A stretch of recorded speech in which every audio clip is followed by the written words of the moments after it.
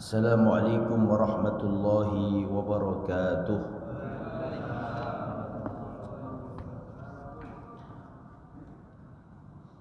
Alhamdulillah, wassalatu wassalamu ala rasulillah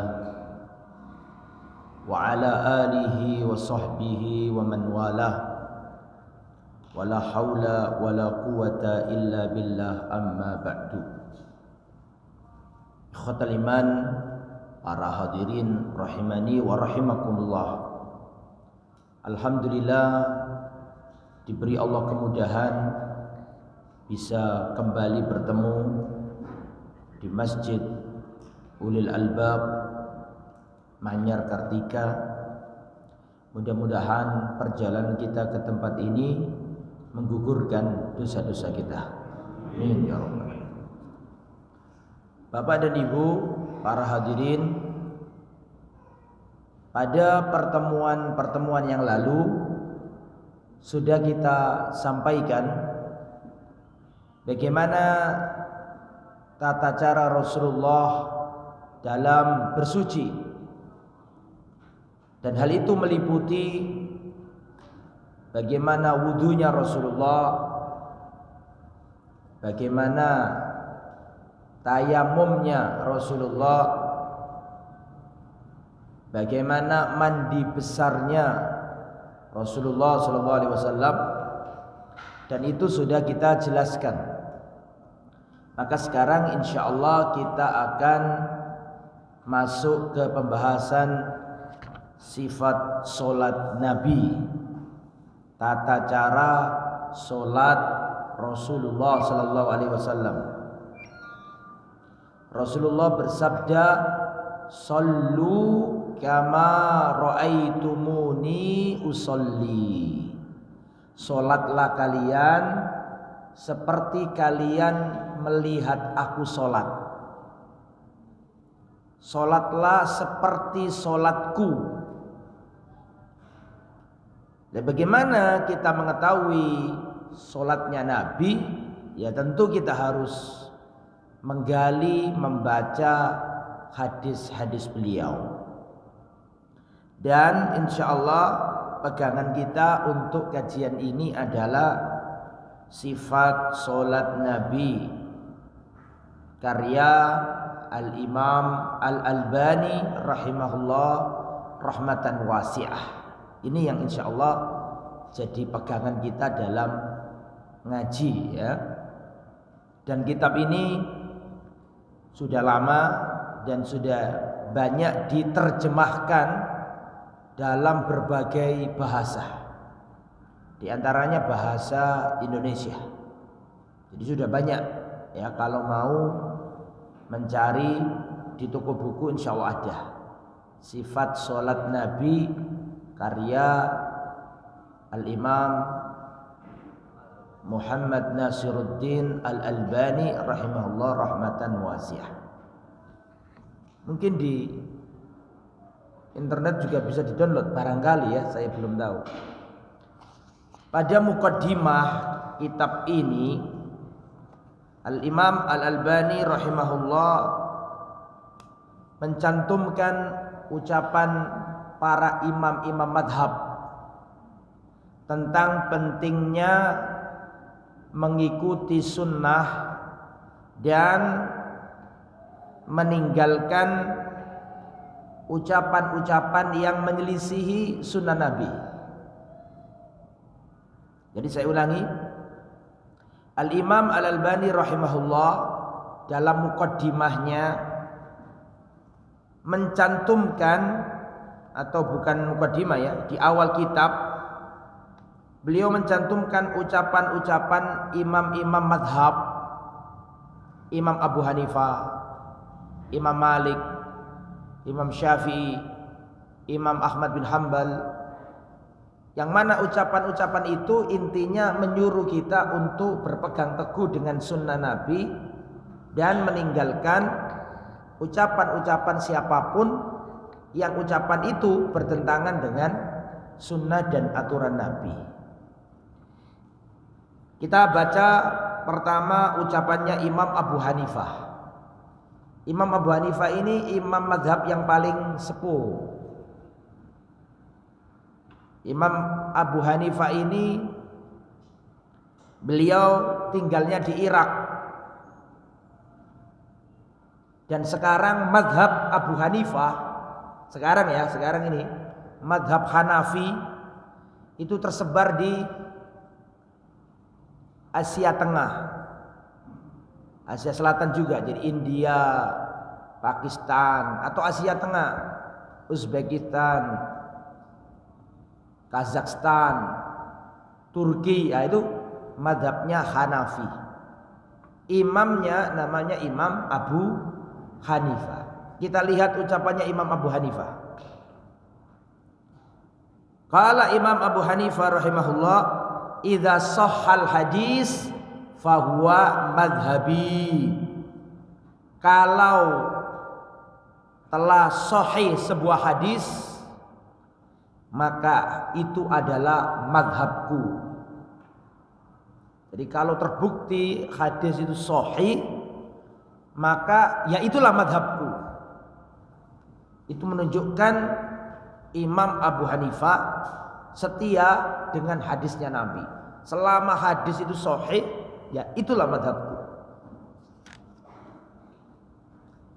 Dalam ucapan yang lain, Imam Abu Hanifah juga berkata, la yahillu li ahadin an ya'khudha bi qaulina ma lam ya'lam min aina akhadnahu. Tidak halal bagi seseorang mengambil ucapanku sedangkan dia tidak tahu dari mana kami mengambilnya. Maksudnya beliau melarang kita taklid buta kepada beliau. Bisa dipahami nggih? Gini, kenapa kok Al-Albani rahimahullah pengarang kitab ini mencantumkan ucapan-ucapan imam madhab? Karena banyak orang yang saking berpegang teguhnya dengan madhab, kadang-kadang menyelisih apa? Sunnah. Karena saking ngeboti madhab, padahal jelas-jelas ada bentuk misalnya penyimpangan atau penyelisihan terhadap sunnah Nabi. Kadang-kadang ada yang lebih memilih madhab daripada sunnah Nabi. Maka beliau mewanti-wanti. Beliau mengatakan, idza shahhal hadis fa huwa madhhabi. Kalau ada hadis yang sahih, itulah pendapatku. Dan beliau mengatakan, la yahillu li ahadin an ya'khudha bi qaulina ma lam ya'lam min aina akhadnahu. Tidak halal bagi seseorang mengambil ucapan kami, mengambil pendapat kami, tapi dia enggak tahu dari mana kami mengambil pendapat itu. Enggak boleh mengambil ucapanku tapi dia enggak tahu dalilku. Artinya dilarang apa? Taklid buta. Ngoten nggih, paham nggih?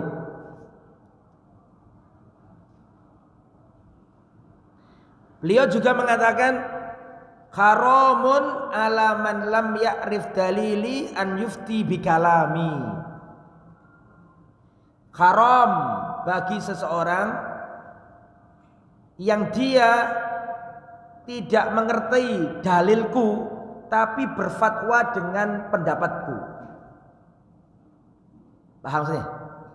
Tidak halal bagi seseorang yang dia tidak tahu dalilku tapi dia berfatwa dengan pendapatku. Ustaz, ini hukumnya dos pundi kok ngene-ngene Ustaz? Oh, gak oleh iku. Jarene sapa? Oh iya kemarin aku jarene Ustaz iki ngene. Iku jarene Ustaz. Lah sampean ngaji itu kudu iso naik tingkat, bukan jarene Ustaz. Tapi katanya Ustaz, dalilnya ini. Jadi gak sekedar jarene Ustaz, tapi rusak dalile. Paham maksudnya?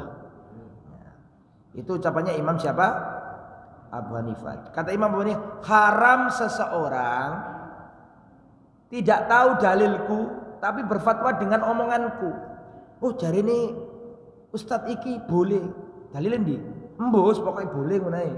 Nah, itu taklid jenenge. Itu taklid jenenge. Nah, itu ucapan Abu Hanifah. Nah, ucapan Abu Hanifah yang lain. Idza qultu qawlan yukhalifu kitaballah wa khabarar rasuli fatruku qawli. Ini ucapan emas ini. Perhatikan. Kata Imam Abu Hanifah, jika aku menyampaikan sebuah pendapat, ternyata pendapatku ini menyelisihi Alkitab, Al-Quran, dan menyelisihi hadis Nabi, fatruku qawli, maka tinggalkanlah ucapanku, maka tinggalkanlah pendapatku. Ini menunjukkan bahwa Imam Abu Hanifah itu jembar atine. Paham ya? Melarang orang taklid kepada dia.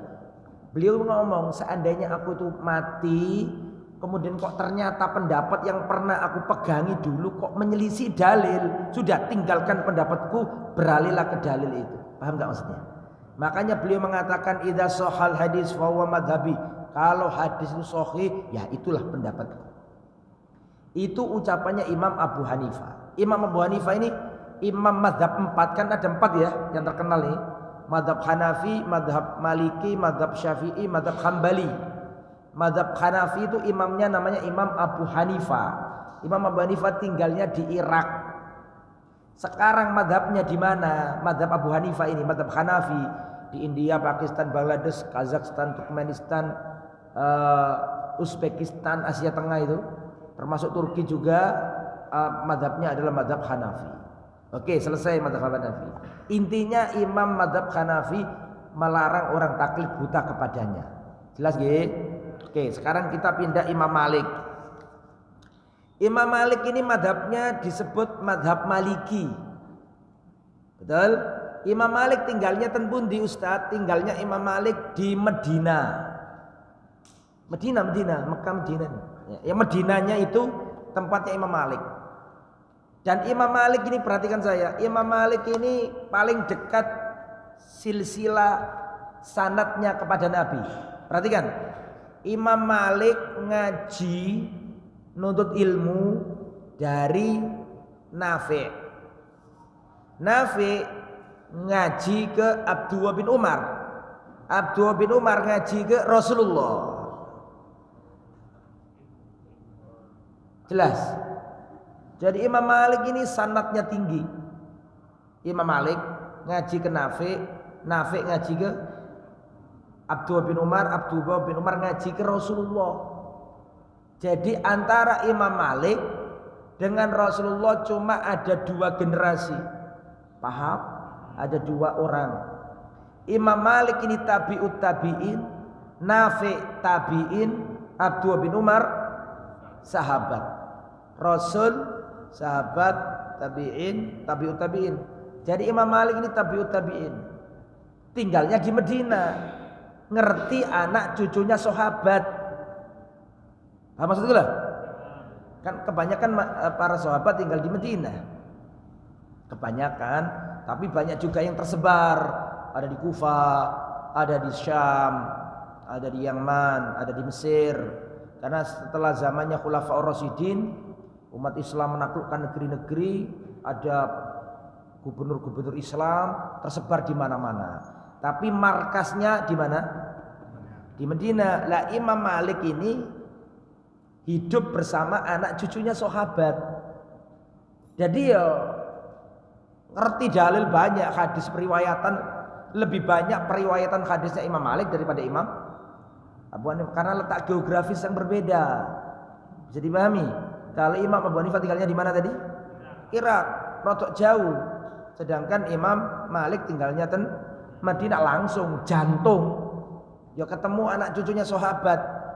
Imam Malik dari Nafi', Nafi' dari Abdullah bin Umar, Abdullah bin Umar dari Rasulullah. Cuma selisih 2 orang doang. Nah, sekarang kita pelajari ucapannya. Qala al-Imam Malik bin Anas rahimahullah. Imam Malik berkata, perhatikan. Innama ana basyarun ukhti'u wa usibu.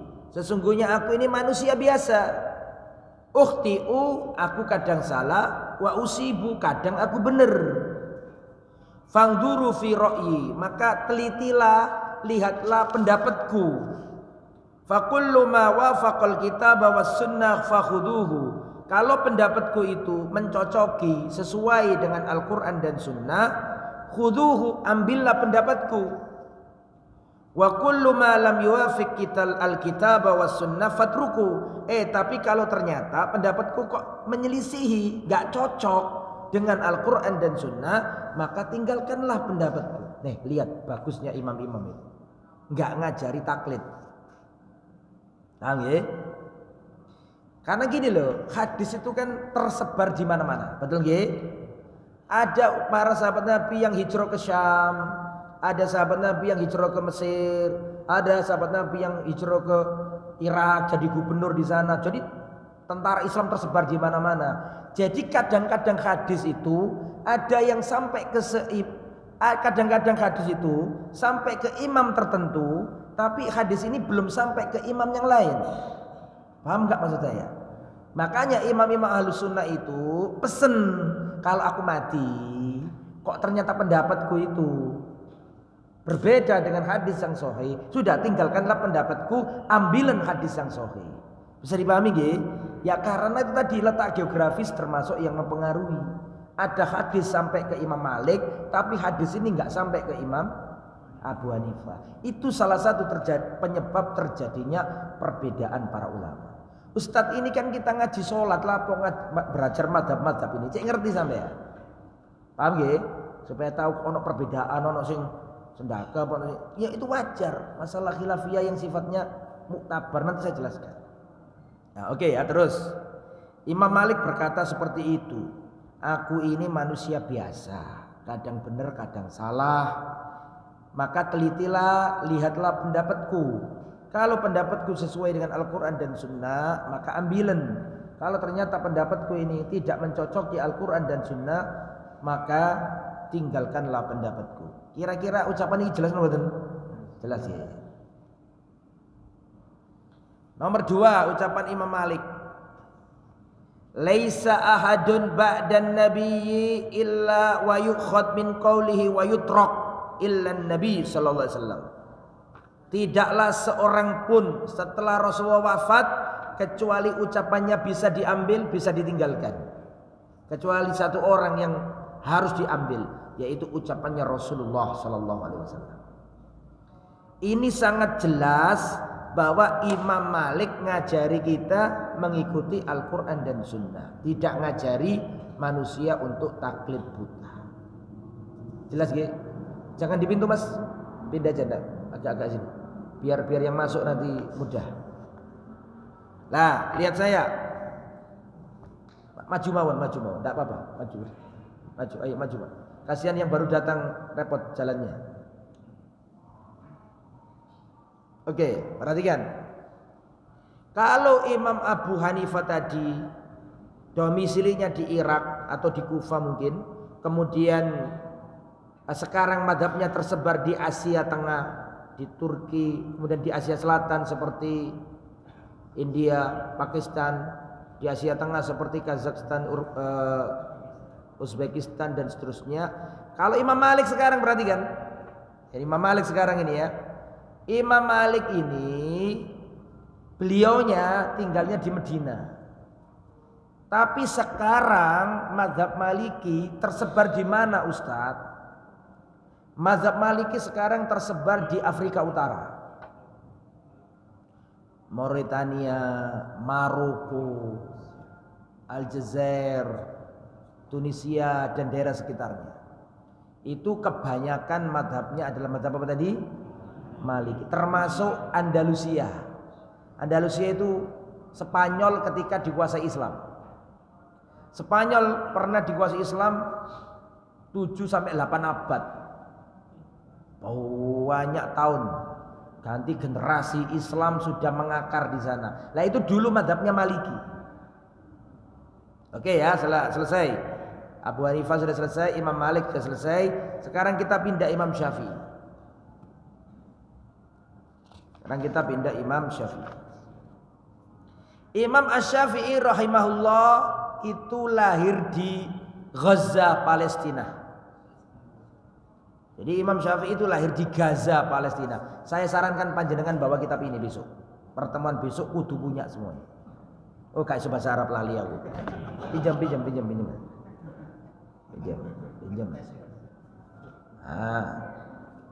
Besok bawa. Terserah terjemahan macam-macam ada kok. Tapi bukunya seperti ini, Sifat Sholat Nabi. Karangan Syekh Muhammad Nasiruddin Al-Albani. Ya, harus punya nggih. Ngaji nek kono kitab Gus. Ya kata beliau download ada. Di-download ada di.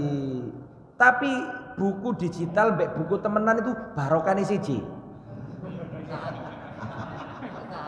Nek sementara nggak apa-apa sampean download di HP, di tablet, boleh. Tapi kedepannya harus beli. Soalnya kok buka ono WA masuk. Kasih tuh buka WA ya. Tapi nggak apa-apa sementara pakai itu. Kedepannya harus punya. Kitab itu barokah. Bisa dicatat, bisa ditulis. Iya, sepakat mboten? Harus sepakat ini. Nah, sekarang kita pindah imam siapa? Imam Asy-Syafi'i rahimahullah.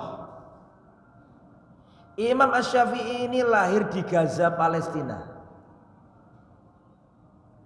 Tapi Imam Syafi'i ini asli nenek moyangnya orang Mekah. Karena beliau ini keturunan Muttalib. Lihat saya. Saya ceritakan jelentreannya. Rasulullah punya bapak namanya Abdullah, betul? Rasulullah punya bapak namanya Abdullah, Abdullah punya bapak namanya Abdul Muttalib, Abdul Muttalib punya bapak namanya Hashim. Betul? Hashim punya saudara namanya Muttalib. Saya nggak ngomong Abdul Muttalib lah ya. Kalau Abdul Muttalib itu kakeknya Nabi Muhammad bin Abdullah bin Abdul Muttalib bin Hashim. Hashim ini punya saudara namanya Muttalib. Lah, nasabnya Imam Syafi'i itu sampai ke Muttalib. Hashim sama Muttalib dulur, betul? Punya orang tua namanya Abdul Manaf. Saya perhatikan Muhammad bin Abdullah bin Abdul Muttalib bin Hashim bin Abdi Manaf. Abdi Manaf selain punya anak Hashim, Abdi Manaf juga punya anak Muttalib. Nasabnya Imam Syafi'i sampai ke Muttalib ini. Berarti nasabnya Imam Syafi'i dengan nasabnya Rasulullah ketemu di Abdul Manaf. Abdul Manaf punya anak Hashim, Hashim melahirkan Rasulullah. Betul? Abdul Manaf punya anak namanya Muttalib.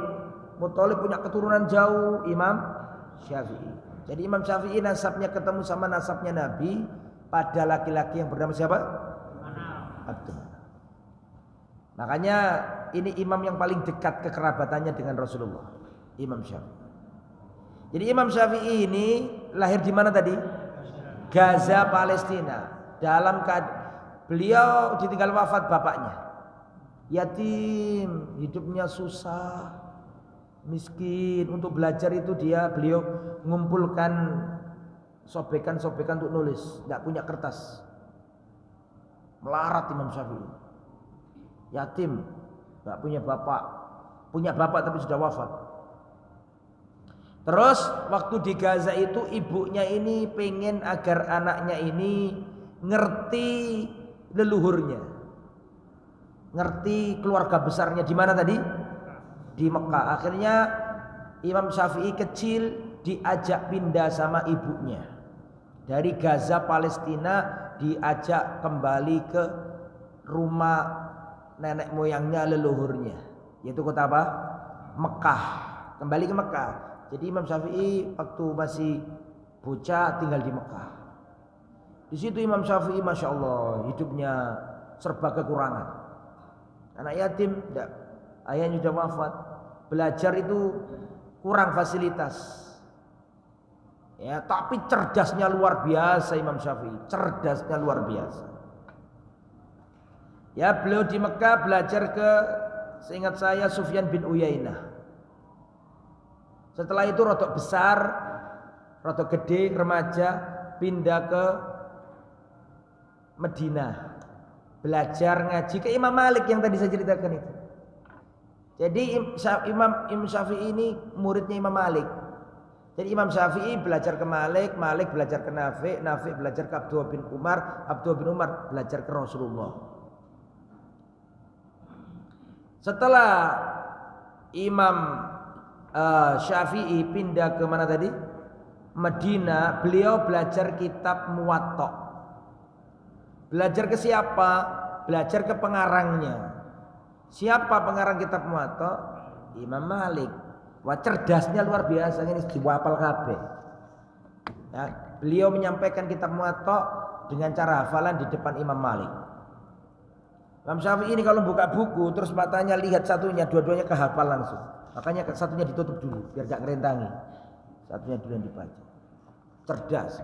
Beda mbek kita, mbek sampean mau coba apal-apal. Kalau Imam Syafi'i baca sekali apa? Terkenal Imam Syafi'i.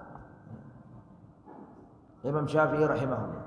Lah, setelah belajar kitab Muwatta, agak di sini aja. Ya, jangan di pintu, Pak. Kasihan yang repot-repot. Langsung agak di sini aja. Kembali ke materi. Kok tambah ke situ, Pak? Jangan sini.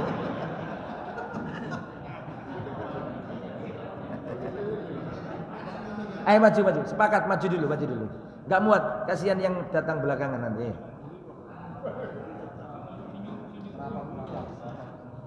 Sudah. Kok katmang kok ngurusi lawang aku ini. Sudah ya. Kalau sudah konsentrasi lagi, sampun. Nah, konsentrasi lagi, jangan mikir lawang lagi ya. Wes, kembali ke materi. Jadi Imam Malik rahimahullah, Imam Syafi'i belajar ke Imam Malik. Belajar kitab apa tadi? Muwatta, apal, Pak. Apal. Itu Imam Malik tidak pernah punya murid kayak Imam Syafi'i. Sampai Imam Malik ini terkagum-kagum melihat kejeniusan Imam Syafi'i. Terus dipanggil Imam Syafi'i. Dituturi Imam Malik.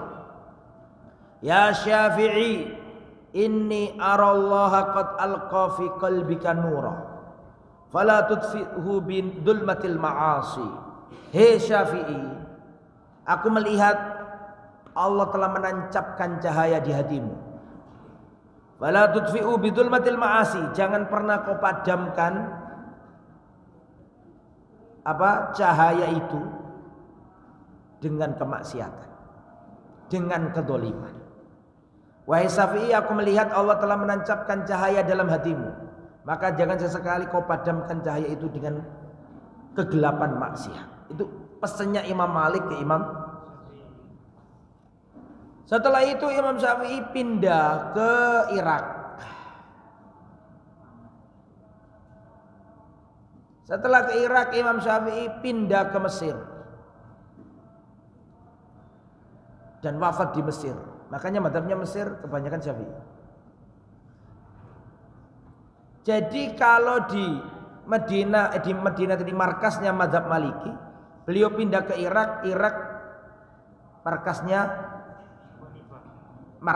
madhab Imam Abu Hanifah. Tapi Imam Abu Hanifah sudah wafat, nggak ketemu. Tapi madhabnya ada di mana? Di Irak. Sehingga Imam Syafi'i ini memadukan dua madrasah dalam pikiran beliau ini. Madrasahnya Imam Malik yang cenderung banyak nas-nasnya, banyak teks-teksnya. Kenapa? Karena Imam Malik periwayatan hadisnya sangat banyak dan Imam Malik melihat langsung anak cucunya sahabat dan amalan ahli Madinah, jelas. Sedangkan Imam Abu Hanifah lebih banyak ke ra'yu. Ngerti ra'yu enggak? Pendapat logika. Paham? Kenapa? Karena memang periwayatan hadis tidak semasif yang ada di mana tadi? Madinah. Sampean paham enggak ngomong ya? Paham nggih? Kalau di Irak kan perawian hadis ya ada tapi tidak sebanyak di mana? Di Madinah. Di Madinah kan jantungnya. Jadi mazhabnya Imam Malik cenderung ke nas. Dan pendapatnya Imam Abu Hanifah cenderung ke logika. Lah Imam Syafi'i ini mempelajari dua-duanya sehingga beliau menggabungkan dan mengkompromikan sehingga lahirlah mazhab Imam Syafi'i. Paham? Jadi kalau karakteristik mazhab Maliki itu hadis, riwayat, ini dalil ini, ya. Kalau karakteristiknya Abu Hanifah lebih ke ya dalil juga, tapi mantiknya kuat, logikanya kuat. Jelas ya? Nah, Imam Syafi'i itu menggabungkan dua-duanya. Itu cerdasnya Imam Syafi'i. Nah, setelah itu Imam Syafi'i pindah ke Mesir. Makanya Imam Syafi'i punya al-qaul qadim, al-qaul jadid. Imam Syafi'i punya pendapat lama, punya pendapat baru. Namanya ilmu kan tidak mengenal jumud. Ilmu selalu dinamis, betul? Jadi apa yang dilihat di Mesir, apa yang dilihat di Irak beda dengan yang dilihat di Mesir. Bisa dipahami enggak? Yang dilihat di Mesir enggak sama dengan yang dilihat di Irak. Sehingga perbedaan kondisi dan seterusnya juga bisa merubah fatwa. Bisa dipahami ya? Lah pendapatnya Imam Syafi'i pun, madhabnya Imam Syafi'i sekarang di mana Ustaz? Kalau Abu Hanifah di Asia Tengah, kalau Imam Malik di mana? Afrika Utara, betul? Kalau Imam Syafi'i di mana sekarang penyebaran madhabnya Ustaz? Imam Syafi'i ya di negaramu, ya, Indonesia, Malaysia, Brunei, Timur Leste kalau ada, Filipina, Thailand, Patani, ya itu Asia Tenggara. Sebagian Yaman, Mesir, ya itu Syafi'i. Dan madhab Syafi'i ini madhab yang paling kuat, tokoh-tokohnya lebih banyak maksud saya. Tokoh-tokohnya lebih banyak. Jadi begini, perhatikan saya. Tidak ada imam 4 itu mendirikan madhab, dirinya yang mendirikan, tidak ada. Imam Abu Hanifah tidak pernah mendeklarasikan, saya deklarasikan madhab namanya madhab Hanafi, tidak pernah. Tidak pernah Imam Maliki berkata saya deklarasikan madhab namanya madhab Maliki jenengku. Tidak mungkin. Kok cek sombongin? Tidak mungkin Imam melakukan itu. Imam Syafi'i juga tidak pernah mendeklarasikan saya deklarasikan madhab Syafi'i. Dan juga imam setelahnya nanti yang akan saya jelaskan. Imam siapa yang terakhir? Ahmad bin Hanbal. Saya dirikan madhab Hambali. Tidak pernah. Nah kok bisa jadi Hanafi, Maliki, Syafi'i, Hambali? Ceritanya bagaimana Ustaz? Jadi begini ceritanya itu. Ini kan ulama-ulama besar, tokoh-tokoh Ahlussunnah wal Jamaah, cerdas-cerdas, punya murid-murid, betul? Nah ketika beliau wafat semuanya wafat, murid-muridnya ini melanjutkan. Apa maksudnya? Murid-muridnya ini yang akhirnya melembagakan madhab itu.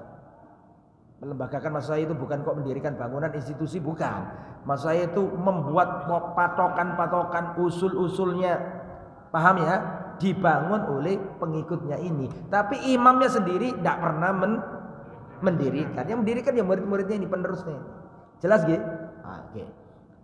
Sekarang madhab Syafi'i tersebar di Asia Tenggara, Yaman, dan juga Mesir. Nah sekarang Imam siapa ini? Ucapannya Imam Syafi'i belum diambil ya. Gimana ucapannya Imam Syafi'i? Kata Syekh Albani, "Fannuqulu anhu fi dzalika aktsar wa atyab."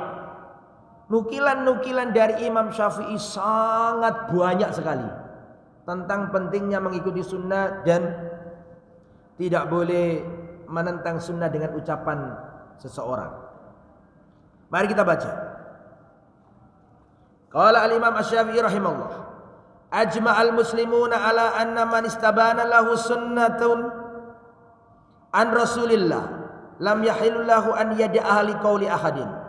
Kaum muslimin sudah sepakat jika telah nyata sunnah Rasulullah, telah sahih sebuah hadis dari Rasulullah, maka tidak halal bagi seorang pun meninggalkan sunnah tersebut hanya karena ucapan seseorang.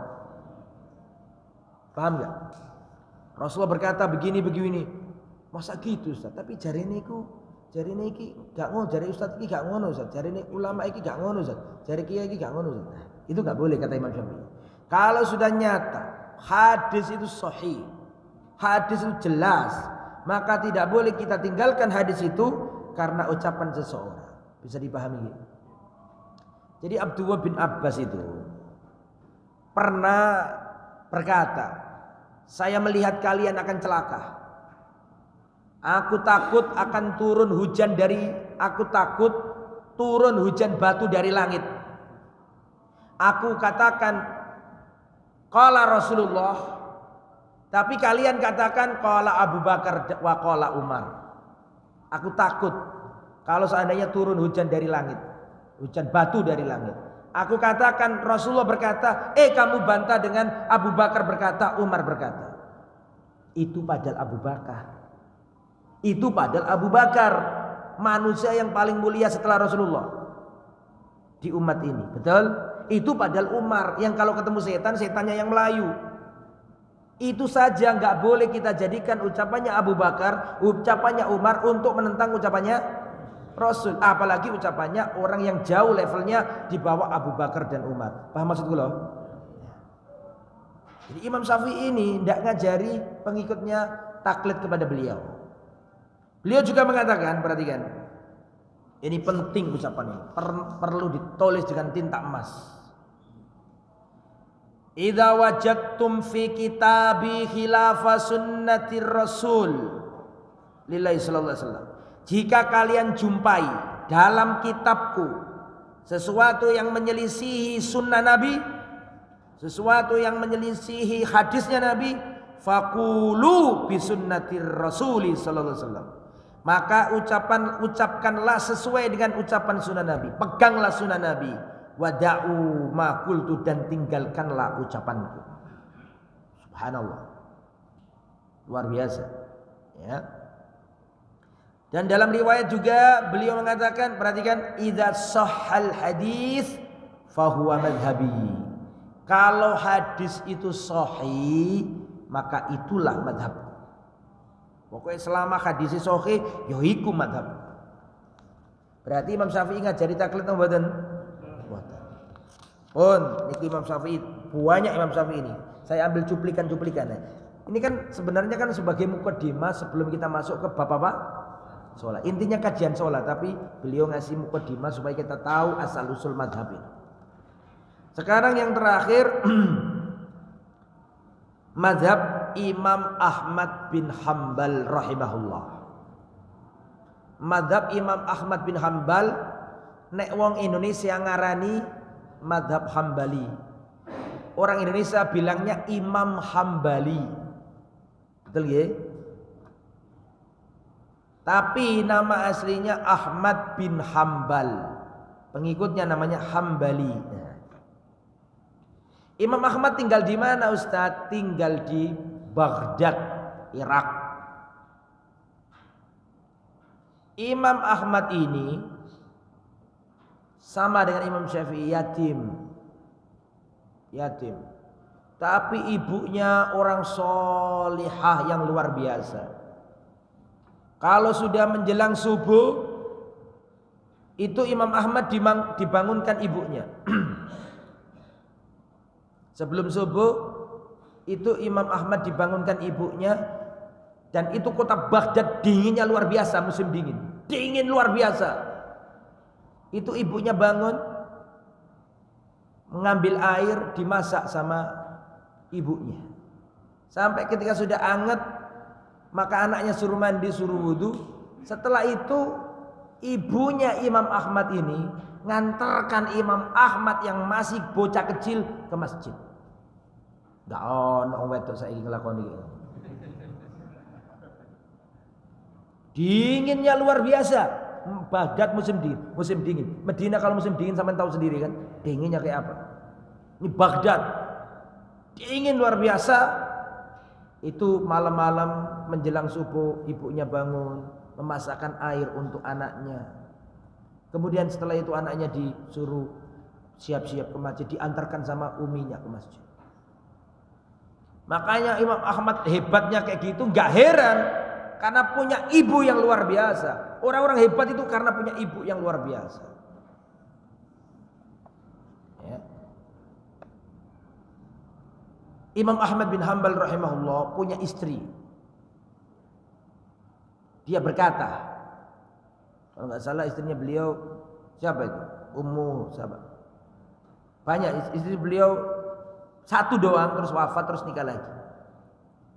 Beliau berkata, aku punya istri. Aku hidup bersamanya puluhan tahun. Tidak pernah istriku menyelisih aku dalam satu kata. Tidak pernah. Dulu saya terkagum-kagum sama wanita istrinya Imam Ahmad. Bayangkan, saya punya istri. Saya hidup bersamanya puluhan tahun. Gak tahu, lupa saya. Disebutkan dalam riwayat 40 apa berapa itu. Pernah saya tulis di Facebook juga itu. Puluhan tahun, 40 apa 30 lupa saya. Saya pernah hidup bersama istriku puluhan tahun. Tidak pernah dia menyelisih aku meskipun satu kata. Patuhnya luar biasa istrinya Imam Ahmad. Dulu saya terkagum-kagum luar biasa sama wanita seperti itu. Tapi setelah saya pikir, saya amati, maka tidak mungkin wanita seperti itu kecuali karena Imam Ahmad lebih mulia dari istrinya. Kenapa istrinya nggak bisa membantah satu kata pun? Ya, karena Imam Ahmadnya yang luar biasa. Dan mengapa Imam Ahmadnya kok luar biasa? Aku kagum dengan cerita istrinya Imam Ahmad, tapi aku lebih kagum dengan ibunya Imam Ahmad. Karena ibunya Imam Ahmad yang menjadikan anaknya seperti ini. Sampai dikaruniai Allah istri yang nurutnya luar biasa, tidak pernah bantah Imam Ahmad. Beda mbek bojo-bojo sampean. Sepurani ya. Iya, pasti. Nurutmu. Nah, Imam Ahmad ini yatim. Dirawat ibunya baik, luar biasa. Imam Ahmad lahir di mana tadi? Baghdad. Madhabnya ya ada di Baghdad. Ketemu Imam Syafi'i, Imam Ahmad. Nanti saya terangkan. Imam Ahmad ketemu Imam Syafi'i, karena Imam Syafi'i kan pernah ke Irak tadi kan saya jelaskan. Dia ketemu sama Imam Ahmad, sempat mujalasa. Ya. Hei Ahmad, kau lebih paham hadis daripada aku. Jika telah hadis darimu dan itu sahih, kabarkan kepadaku agar aku bisa bermadzhab kepadanya. Imam Syafi'i ngomong kayak gitu. Lah Imam Ahmad ini sezaman sama Imam Syafi'i ketemu. Jadi Imam Ahmad ngambil Syafi'i, Syafi'i ngambil dari Malik, Malik ngambil dari Nafi', Nafi' ngambil dari Abdul bin Umar ngambil dari Rasulullah. Urutnya sanati sama mereka. Nah sekarang madhab Ahmad di mana? Madhab Ahmad, madhab Hambali tadi lah. Ahmad bin Hanbal di mana? Di Arab Saudi. Yang sekarang Arab Saudi zaman lihat itu Ahmad. Ya. Makanya yang dituduh madhab Wahabi sebenarnya Hambali.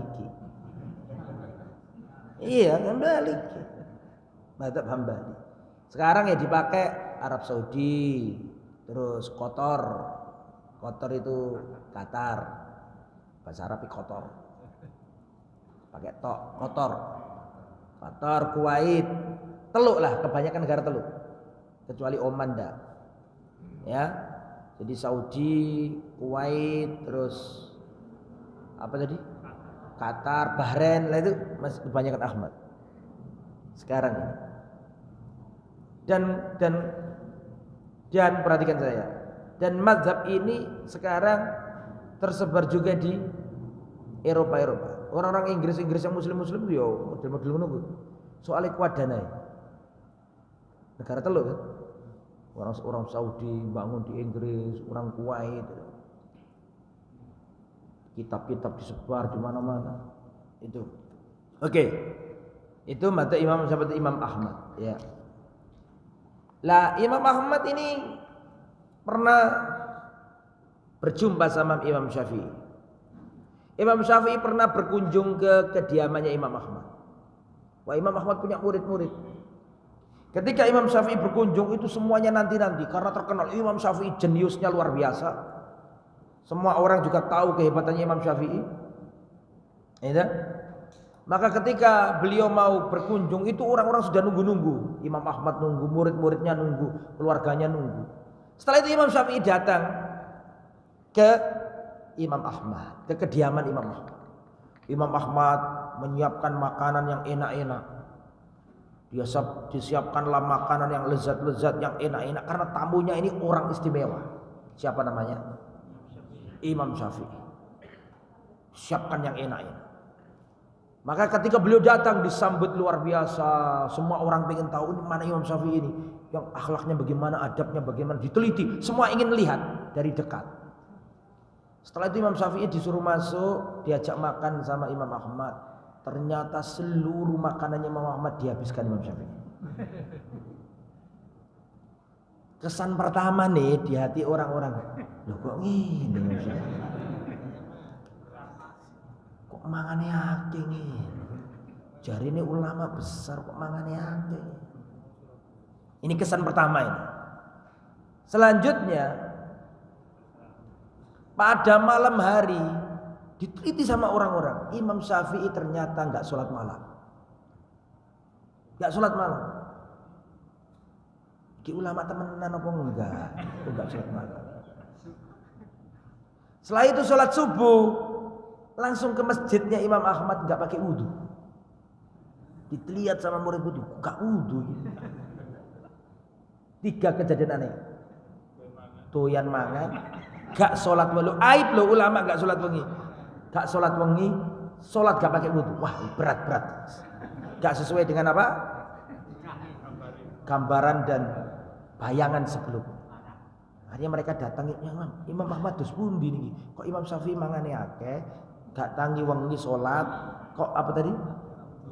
Gak wudu sholat subuh. Imam Ahmad kan gak gelem ngrasani wong apik. Langsung dikandakno nang Imam Syafi'i. Imam Syafi'i jari ini lari-lari niki lho. Panjenengan niki kok dahare kok kathah banget. Setunggal. Kali panjenengan niki kok mboten salat wengi. 3 panjenengan nalikane salat napa? Subuh kok mboten nglampahi wudu. Kata Imam Syafi'i, bener kabeh kau ini salah. Memang tak lakoni kabeh. Duh, bener ngoten niku. Nggih. Penjelasan itu pundi Imam Syafi'i? Ngene tak jelasno. Makanya ojo suudon karo ulama. Iya, ada apa yang antum lihat itu belum tentu. Soalnya duwe ilmune, nek sampean lah gak duwe ilmune, gak ngerti. Imam Syafi'i, adapun aku makan banyak karena makanan itu adalah makanannya Imam Ahmad. Dan saya tahu makanannya Imam Ahmad adalah makanan yang halal. Maka saya penuhi badanku dengan makanan yang halal ini. Miliknya Imam Ahmad. Imam Ahmad itu warok. Khalifah nih langsung nunjuk dia karena pengajar hadis kan. Dikasih dana dari pemerintah Abbasiyah. Kasih gaji. Ditolak, tidak mau. Saking waroknya. Tidak mau. Dikembalikan, tidak mau. Saking waroknya, Imam Syafi'i dikasih apa? Wah ini cocok ini untuk gizi, untuk supaya kuat ibadah. Makanannya Imam Ahmad sudah halal, barokah, makanya saya habiskan.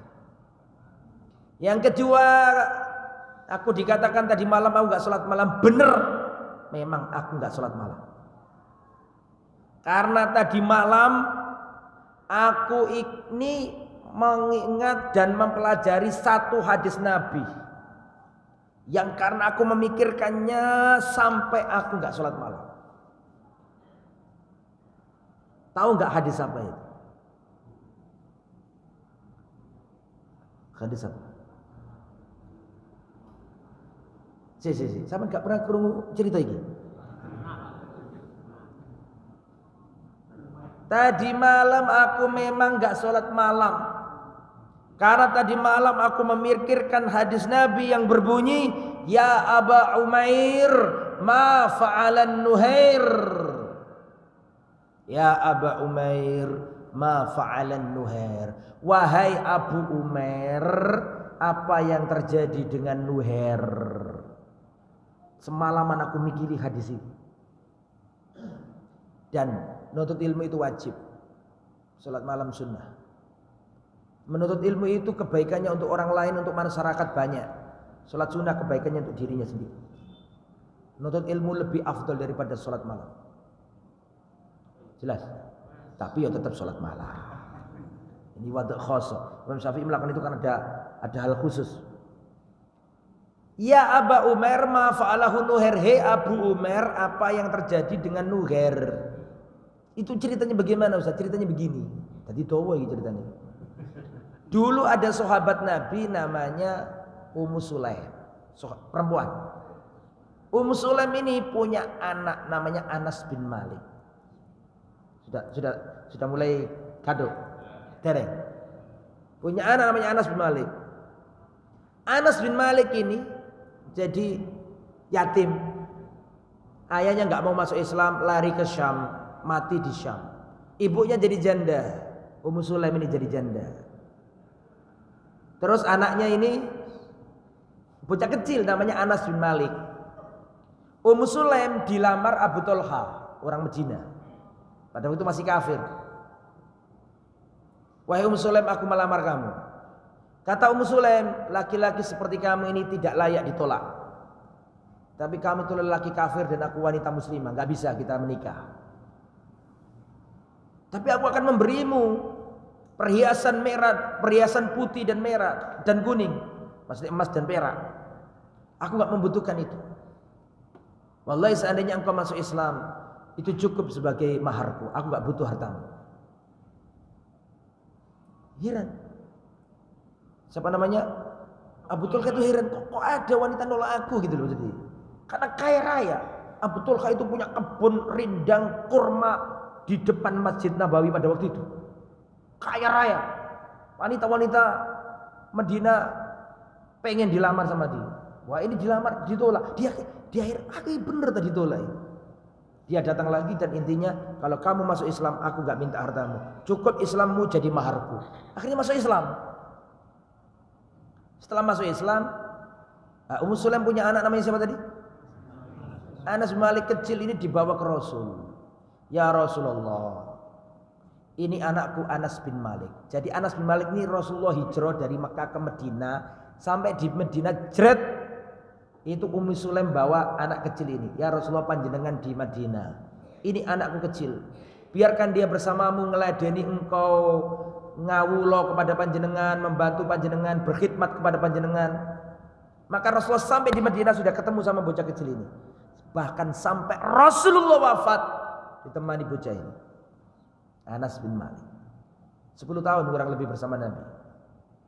Sampai Nabi wafat. Sampai yang meriwayatkan wasiat terakhir Nabi, bahwa Nabi sebelum wafat mengatakan ini Anas ini. Karena kemana-mana bareng Nabi, tahu duduknya Nabi, tahu sarungannya Nabi, tahu pakaiannya Nabi, tahu jalannya Nabi, tahu rambutnya Nabi, tahu semuanya tahu. Makanya ada kata kitab namanya Sama'il Muhammadiyah. Itu kebanyakan perawinya Anas bin Malik. Karena wong cilik iki ngerti siapa Nabi. Ngeladeni Nabi, ngambil air wudunya Nabi, genah no. Kemudian Ummu Sulaim ngomong, ya Rasulullah jangan lupa kau doakan anakku ini, Anas bin Malik ini. Dan Rasulullah cintanya luar biasa sama Anas bin Malik ini. Ditungakno Nabi, Allahumma aktsir malahu wa waladahu. Ya Allah, banyakkan hartanya anak kecil ini dan perbanyaklah anak keturunan anaknya. Sejarah mencatat Rasulullah wafat, Abu Bakar wafat, Umar wafat. Ini Anas bin Malik sahabat Nabi yang paling terakhir wafat. Catat. Anas bin Malik ini sahabat Nabi yang paling terakhir wafatnya dan kaya raya, gak kaya raya, dan anaknya 100. Yang jelas bojone gak siji. Ya. Apa hubungannya sama hadis ya Aba Umar yang dipikirin Imam Syafi'i? Ceritanya kudu nyambung soalnya. Lah, terus tadi kan Abu Tulha nikah sama siapa tadi? Ummu Sulaim punya anak. Jadi anaknya ini apanya Anas?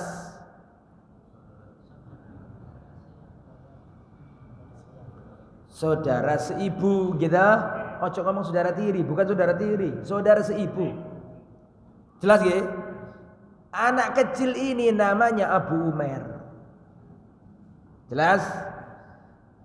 Wah Rasulullah itu cinta sama keluarganya Abu Tulha, sama Ummu Sulaim, Anas dan anak. Itu senang pokoknya keluarga. Rasulullah sering datang ke situ, kayak cocok gitu loh sama Nabi ini, keluarga ini. Sangat klop, fair sudah. Suatu saat Rasulullah ini datang ke rumahnya Ummu Sulaim, Abu Tulha. Terus Abu Umar ini sedih. Bocah cilik iki lho. Sedih gini. Kenapa kok sedih? Karena dia itu punya nuher. Nuher itu burung.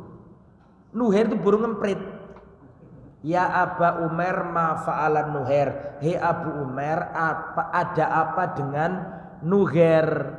Karena dia itu punya ingon-ingonan, arek cilik seneng dolinan apa? Burung Nuhair tadi itu burung kecil. Terus suatu saat burungnya ini mati. Dia itu sedih karena burungnya mati. Maka ketika Rasulullah datang ke situ dia sedih kayak terpukul dengan kematian Nuhair itu. Akhirnya Rasulullah menghibur dan Rasulullah berkata, nah ini ceritanya nih. Rasulullah berkata, ya Aba Umair, ma fa'alan Nuhair. Hei Abu Umair, apa yang terjadi dengan Nuhair? Imam Syafi'i enggak turu gara-gara mikiri hadis ini. Imam Syafi'i mengeluarkan sekian banyak faedah dari ucapannya Nabi, ya Aba Umair ma fa'alan Nuhair. Hei Abu Umair, ada apa dengan Nuhair? Hadis yang kecil itu dikeluarkan Imam Syafi'i, gak tahu ratusan apa sekian faedah, pelajaran penting dari hadis itu. Ratusan apa sekian ribu, Allah alam, lupa saya. Kira-kira apa saja faedahnya? Kok Imam Syafi'i sampai ratusan, sampai ribuan itu? Atau sampai berapa? Intinya banyak.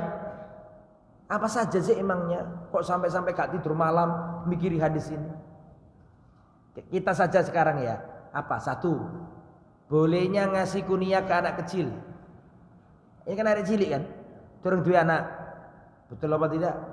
Belum punya istri, belum punya anak, tapi anak kecil sudah dipanggil Abu Umair. Berarti boleh memberi kunyah kepada anak cilik. Jelas. Nomor dua, bolehnya memelihara hewan. Betul apa enggak? Boleh, buktinya. Yang ketiga, Rasulullah punya sifat penyayang. Betul apa enggak? Betul apa enggak?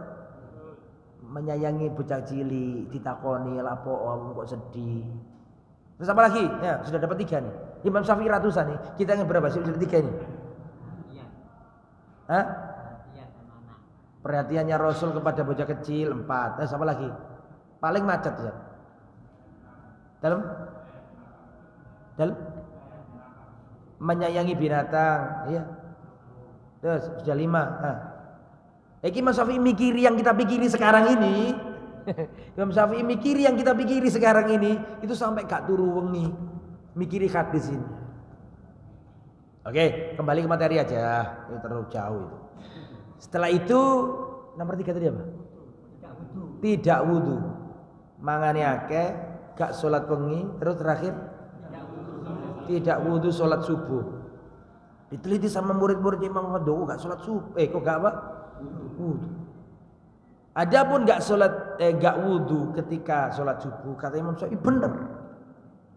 Karena aku ini masih punya wudu semenjak Isya. Gara-gara mikiri hadis ini tadi, nggak tidur, nggak batal sampai subuh. Berarti 3-tiganya terjawab. Nah, itu kisah antara pertemuan Imam Syafi'i dan Imam Ahmad. Nah, sekarang kembali ke materi. Ucapannya ternyata belum masuk ke sholat ya. Berarti ini pertemuan akan datang kita masuk sholat ya. Berdiri niat takbir itu gimana? Itu. Pertemuan akan datang. Imam siapa tadi? Ahmad ya? Belum saya itu ya? Belum. Apa saja ucapannya Imam Ahmad? Kata beliau, la tuqallidni, jangan kalian taklid kepada aku. Tegas ya. La tuqallidni, jangan kalian taklid kepada aku. Wala tuqallid Malikan wala Syafi'iyah, jangan pula kalian taklid kepada Imam Syafi'i dan jangan taklid pula kepada Imam Malik dan Imam Syafi'i. Walal Auza'i, jangan taklid kepada Imam Auza'i. Walal Thawri, dan jangan taklid kepada Imam Sufyan Ats-Tsauri. Wa khudh min haitsu akhadhu, ambillah dari mana mereka mengambil. Maksudnya kalau kamu harus tahu dalilnya yang mereka pakai. Gimana hukumnya ini? Oh boleh. Mana dalilnya? Kata Ustaz Yazid begitu. Nah itu sampai taklid. Ustaz gimana? Oh iya boleh. Iya kemarin Ustaz Fadlan kan orang gitu. Nah itu taklid kan. Tapi nek sampean, oh iya dari Ustaz Fadlan kemarin ini boleh, dalil yang dipakai ini loh. Nah, itu berarti tidak taklid. Bisa dipahami ya? Oh kata Ustadz Fulan begini misalnya. Kalau sekedar itu berarti apa? Taklid. Tapi kalau mengerti apa? Dari mana dia diambil, dari mana hadisnya, maka nggak apa-apa. Nah, kita ini belajar harus punya peningkatan. Dari aslinya jarene Ustadz diganti dalil yang disampaikan Ustadz. Pokoknya jarene Ustadz ngene titik. Nah itu sih kelasnya sih taklid. Tapi nek jari Ustadz ngene dalilnya berdasarkan ini, ya itu sih mending.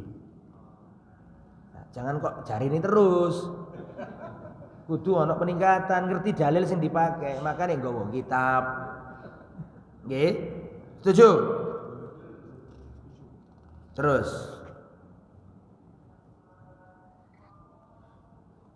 Man radda haditha Rasulillah fawa ala syafahalaka. Barang siapa menolak hadisnya Rasulullah, maka dia ada di jurang kehancuran. Ada ucapan Rasul, ada pendapat madhab, terus kelihatannya bertolak belakang, maka peganglah sunnah Rasul. Nah itu ya. Dan pengikutnya imam-imam pun mengamalkan. Contoh, saya kasih contoh ya. Saya kasih contoh Imam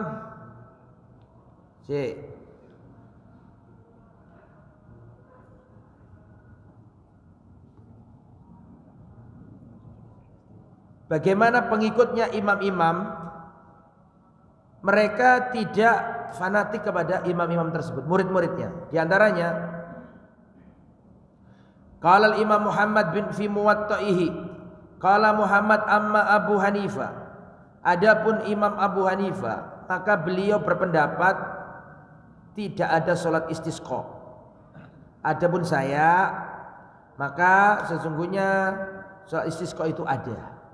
Seorang imam sholat di depan, ngimami manusia 2 rakaat, kemudian berdoa kepada Allah minta hujan. Ini dalil bahwa ada juga dipraktekkan oleh murid beliau tadi. Ketika imamnya berpendapat tertentu, ternyata kok oleh muridnya dirasa, oh ternyata ini ada hadis ini, mungkin hadis ini belum sampai mungkin karena faktor geografis, mungkin juga faktor keburu wafat. Bisa dipahami saya? Sehingga muridnya mengetahui hal itu. Nah, itu biasa lumrah dan itu boleh, gitu ya. Wallahu a'lam bishawab. Silakan kalau ada pertanyaan. Monggo. Jadi kita masih bahas seputar mazhab apa tadi? 4. Belum bahas sholat. Sekarang apa pertemuan akan datang? Tanya dulu, kalau ada pertanyaan berarti minggu depan. Bulan depan. Silakan Pak. Saya sudah menerima apa yang diucapkan Ustaz tadi. Hanya saja kita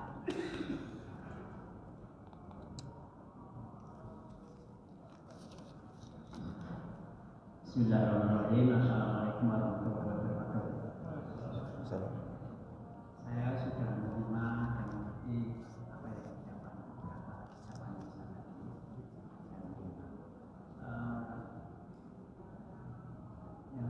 yang keras Pak, biar yang lain. Yang agak jadi menurut saya itu ketika ini narasumber jadi Ustaz. Tapi ketika harus di Ustaz bilang ini dasarnya ini. Ketika kita sudah berusaha itu, sudah mencari narasumber yang sudah mentok itu kan kemudian terkendala derajat kesahihan hadis itu kita sulit gitu Pak. Seperti apa kesahihan suatu narasumber yang itu tadi ya.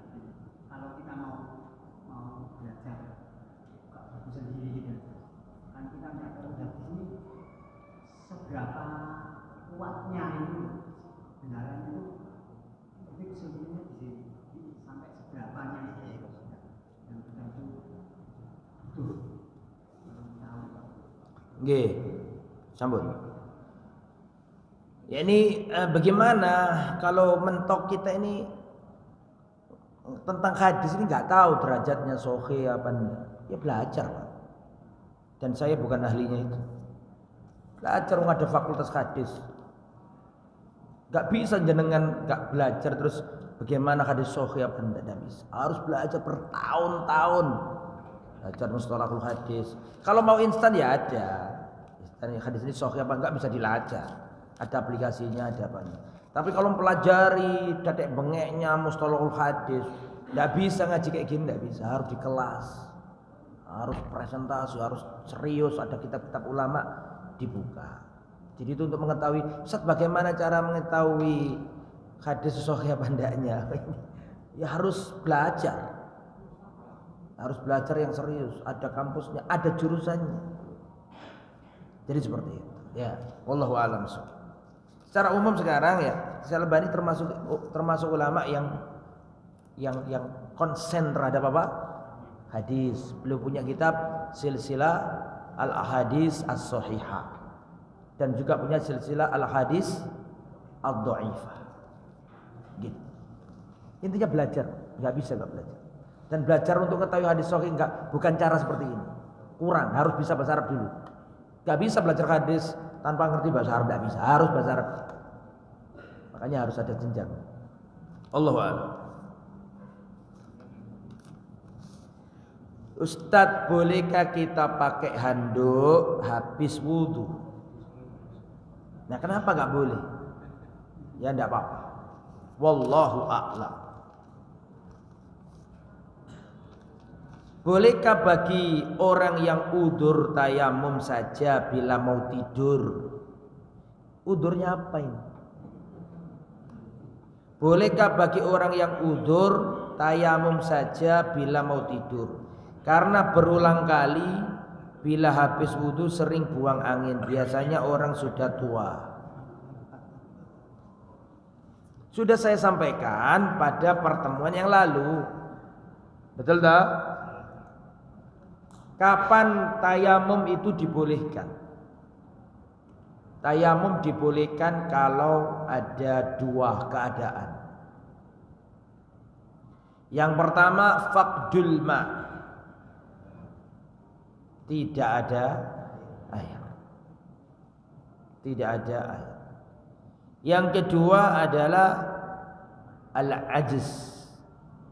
Tidak mampu menggunakan air. Bisa sakit atau bisa karena kedinginan sangat. Kalau ada dua sebab ini, maka silakan tayamum.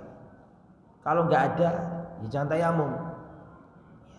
Tapi gimana Ustaz? Ya enggak apa-apa, sebelum tidur juga enggak diwajibkan untuk apa? Berwudu. Tapi kalau untuk mengubah wudu menjadi tayamum, harus ada apa? Sebabnya. Sebab yang pertama enggak ada air. Sebab yang kedua apa tadi? Iya, ada air tapi tak mampu menggunakan. Allahu a'lam bishawab.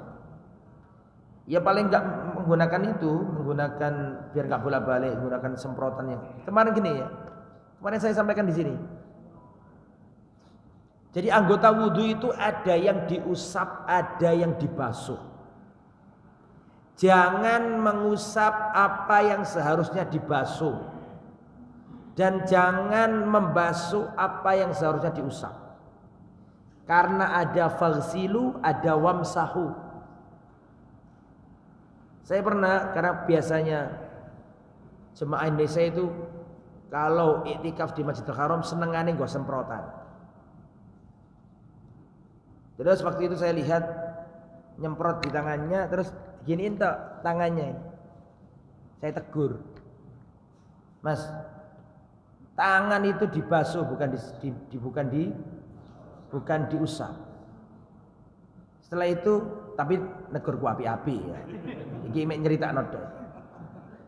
Mas, tangan itu jangan diusap. Dalilnya itu faghsilu wujuhakum wa aydiyakum, basuhlah tanganmu, dibasuh bukan diusap.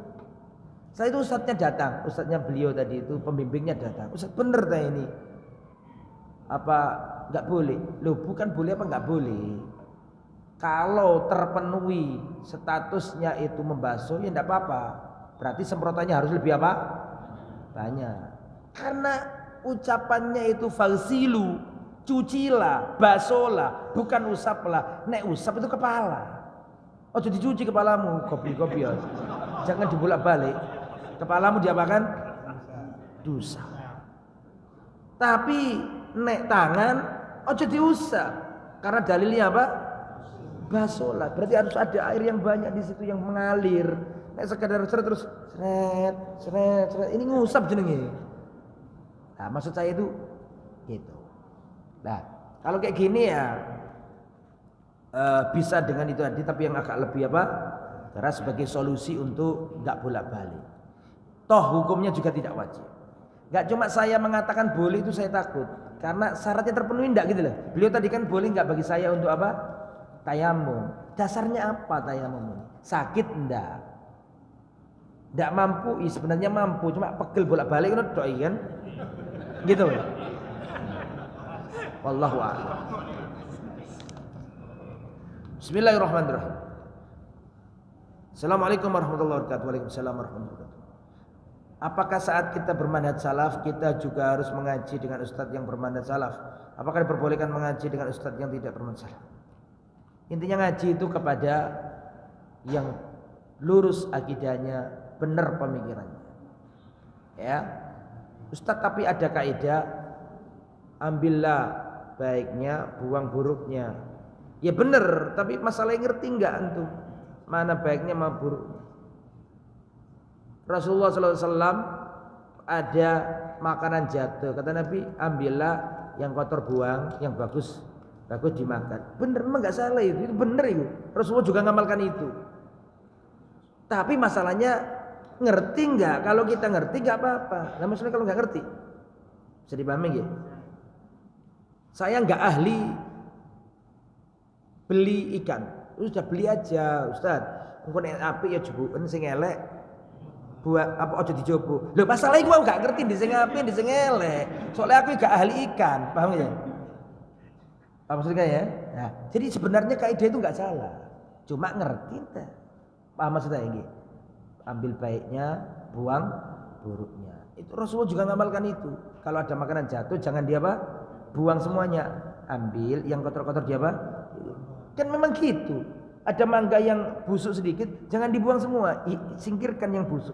Itu nggak salah. Tapi engkau harus ngerti mana yang harus dibuang, mana yang. Ya, masalahnya kalau kita nggak punya kemampuan untuk itu ya jangan. Begitu ya. Wallahu a'lam. Yang lain monggo.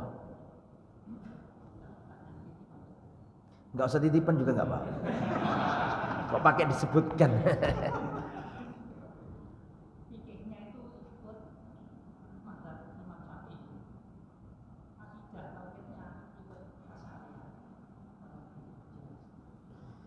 Iya, begini ya. Imam Abul Hasan Al-Asy'ari itu memiliki 3 fase pemikiran. Saya ulangi ya. Imam Abul Hasan Al-Asy'ari punya 3 fase atau marhala atau tingkatan atau periodisasi pemikiran. Pertama, beliau berpendapat atau berpandangan teologinya. Kita nggak bahas madzhab fikih ini ya. Madzhab pemikiran teologinya, beliau pertama kali ikut Mu'tazilah, menafikan seluruh sifat-sifat Allah. Allah nggak punya ilmu, Allah nggak punya pendengaran, Allah nggak punya penglihatan, Allah nggak punya tangan, Allah nggak turun, Allah nggak beristiwa. Semua sifat-sifat Allah ditiadakan sama Mu'tazilah. Mengapa beliau kok punya haluan pemikiran Mu'tazilah? Karena beliau itu bapaknya mati, wafat. Terus beliau yatim, ibunya nikah lagi. Ibunya nikah sama Abu Ali Al-Jubai. Abu Ali Al-Jubai ini adalah tokohnya Mu'tazilah pada zaman itu. Sehingga Imam Abul Hasan Al-Asy'ari sejak kecil diasuh oleh ayah angkatnya, sehingga ikut pemikiran Mu'tazilah. Kemudian setelah itu, yang ngomong kalau beliau punya 3 fase pemikiran ini bukan kita. Sudah sejak zaman dulu imam-imam sudah Imam Ibnu Katsir menjelaskan itu, bahwa beliau punya berapa fase pemikiran? 3 pemikiran. Jadi bukan mereka mengatakan, wah dari mana punya 3? Yang ngomong oleh orang dulu, bukan kita yang ngomong ini. Kalau Imam Abul Hasan Al-Asy'ari punya 3 fase pemikiran.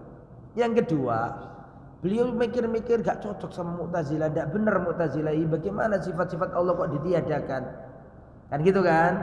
Akhirnya beliau fase transisi menetapkan sebagian sifat-sifat Allah dan mentakwil sebagian sifat-sifat Allah.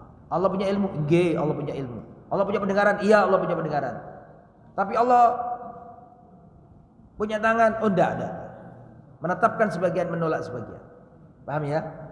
Terus setelah itu beliau yang nomor 3, beliau rujuk dan ikut pemahamannya Imam Ahmad, menetapkan seluruh sifat-sifat Allah, baik sifat khobariyah atau dzatiyah, semua selama itu ada di Al-Quran dan Sunnah diimani sama beliau, seperti pendapatnya Imam Ahmad.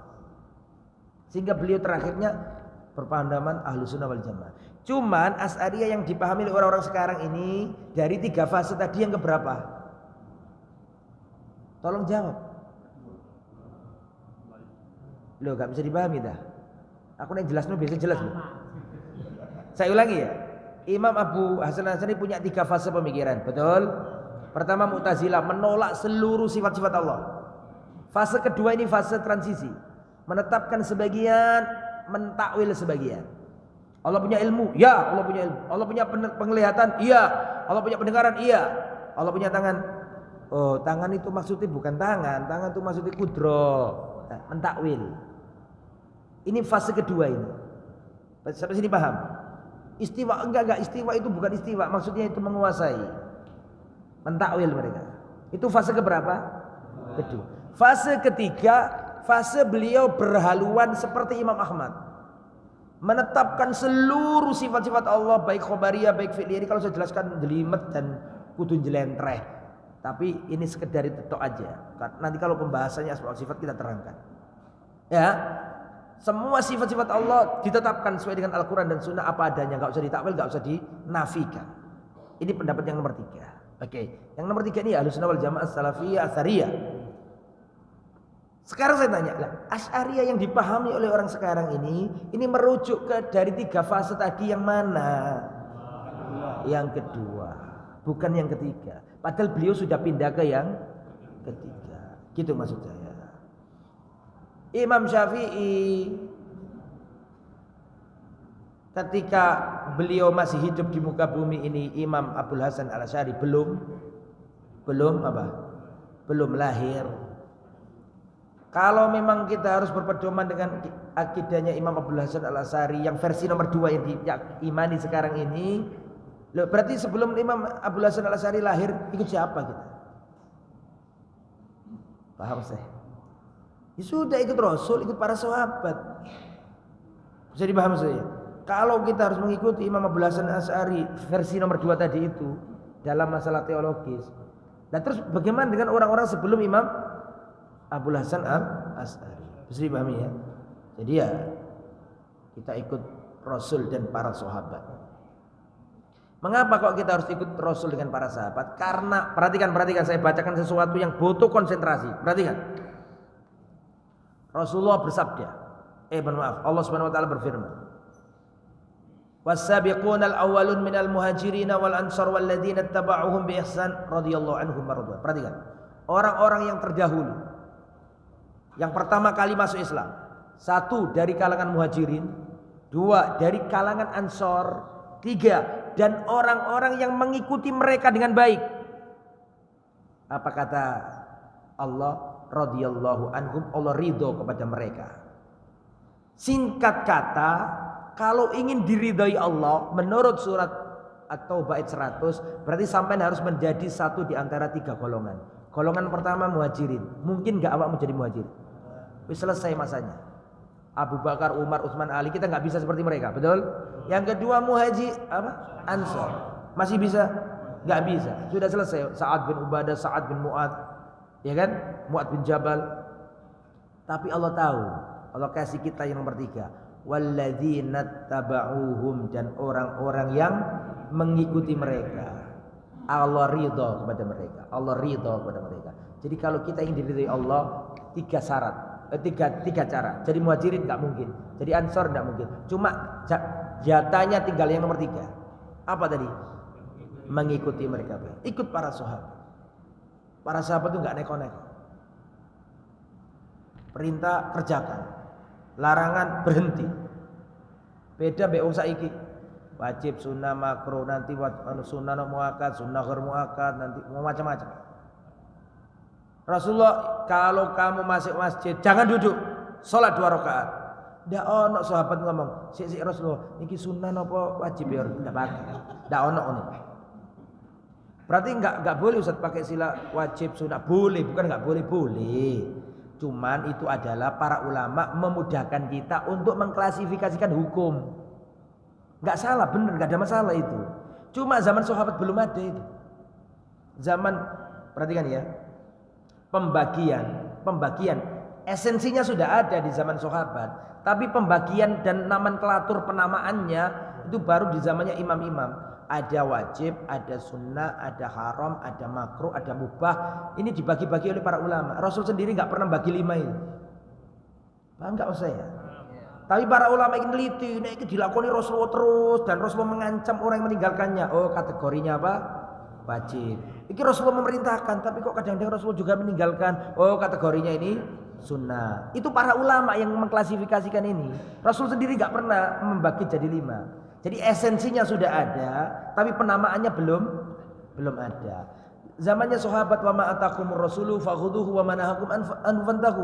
Apa yang diperintah Nabi kerjakan, apa yang dilarang Nabi berhenti. Makanya Nabi kalau sudah ngomong kerjakan, para sahabat enggak ada yang ngomong wajib apa sunnah apa muakkad apa muakkad, enggak pakai. Kalau ada perintah kerjakan, kalau larangan apa? Berhenti. Ya, Imam Syafi'i berpendapat salat jamaah itu enggak wajib. Sunnah. Imam Ahmad bin Hambal berpendapat sholat jamaah itu wajib. Tapi karo-karone sholat jamaah. Paham enggak? Imam Syafi'i ini ditakoni misalnya, jenengan kok sholat jamaah terus? Imam Syafi'i mengatakan ini sunnah. Soalnya sunnah kudu dilakoni. Nek wong saiki, lha apa wong gak sholat jamaah? Loh, kan mek sunnah. Jadi paham gak teman ngomongnya? Bisa dipahami? Jadi wong biyen niku ngelakoni amalan soalé sunnah. Wong saiki ninggalno amalan soalé sunnah. Harus jenenge sunnah kan dianjurkan dikerjakan. Tapi sekarang enggak, justru gara-gara sunnah malah jadi paradigma kita memahami sunnah itu bergeser. Imam Syafi'i berpendapat sunnah sholat jamaah, tapi kenyataan Imam Syafi'i sholat jamaah. Kenapa? Ya karena sunnah. Nek wong saiki ninggal jamaah, soalnya mek sunnah. Bisa dipahami nggih? Bismillahirrahmanirrahim. Ustaz, mohon penjelasan kenapa di Saudi menganut mazhab Hambali? Kenapa tidak Maliki? Padahal Imam Malik berasal dari Medina, lebih senior dan termasuk tabi'ut tabi'in. Zaman itu ya nggak bisa dijadikan patokan orang madhabnya lahir di situ kemudian madhabnya berkembang di itu, nggak mesti. Kan ada unsur politik, ada unsur kekuasaan. Zaman dulu ada khilafah. Sedangkan Imam Malik sudah zaman dahulu sampai Saudi yang baru sekarang ini itu sudah nggak nyambung, karena di antara Imam Malik lahir sampai Saudi modern ini sudah ada penguasa-penguasa sebelumnya berlipat-lipat ganda. Paham nggak maksudnya? Kalau itu sudah banyak unsurnya, nggak bisa kenapa Saudi kok nggak ikut Malik aja? Soalnya dulu Imam Malik lahir di situ. Saudi baru lahir kemarin. Imam Malik sejak zaman dahulu kala sudah ada pergolakan di situ. Bisa dipahami nggih? Ada Bani Abbasiyah, ada Bani Umayyah, ada Mamluk, panjang kalau ceritakan. Jadi nggak semudah itu.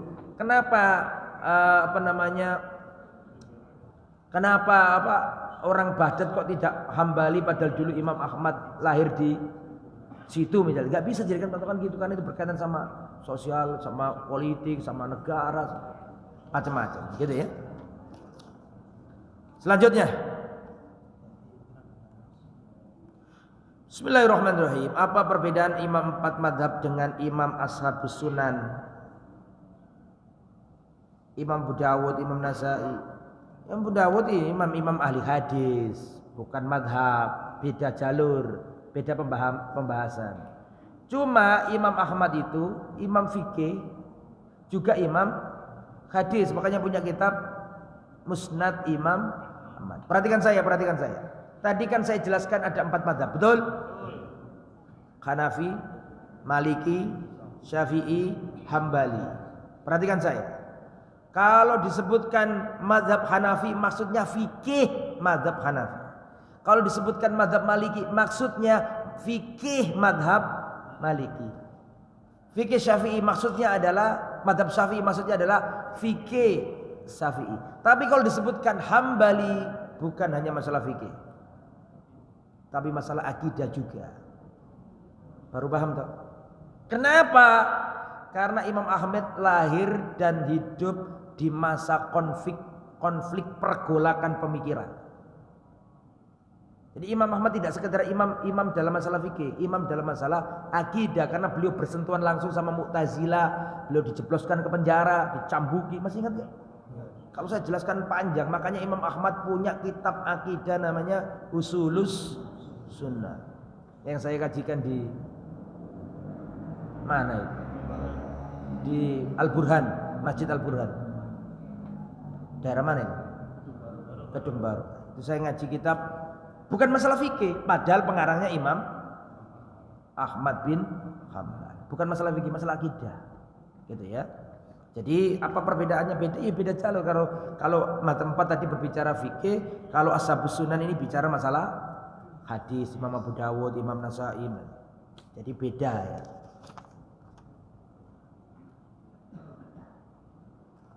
Ada lagi pertanyaan, monggo.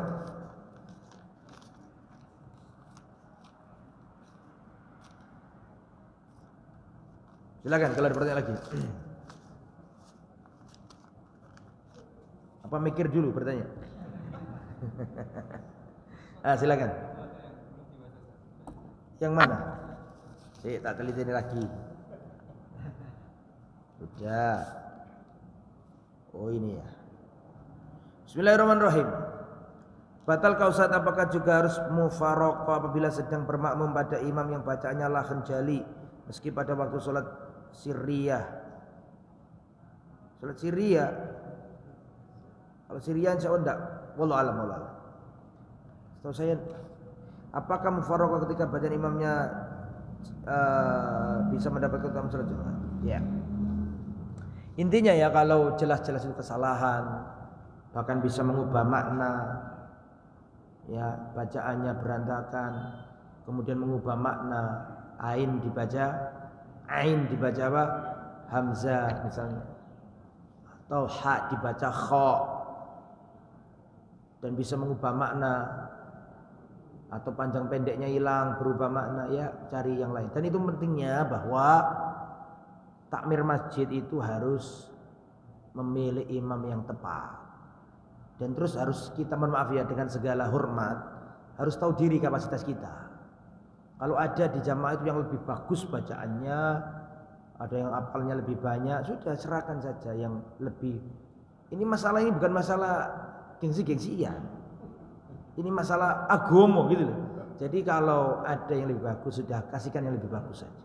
Semua ada bab-babnya sendiri. Ya, ada aturan-aturan sendiri.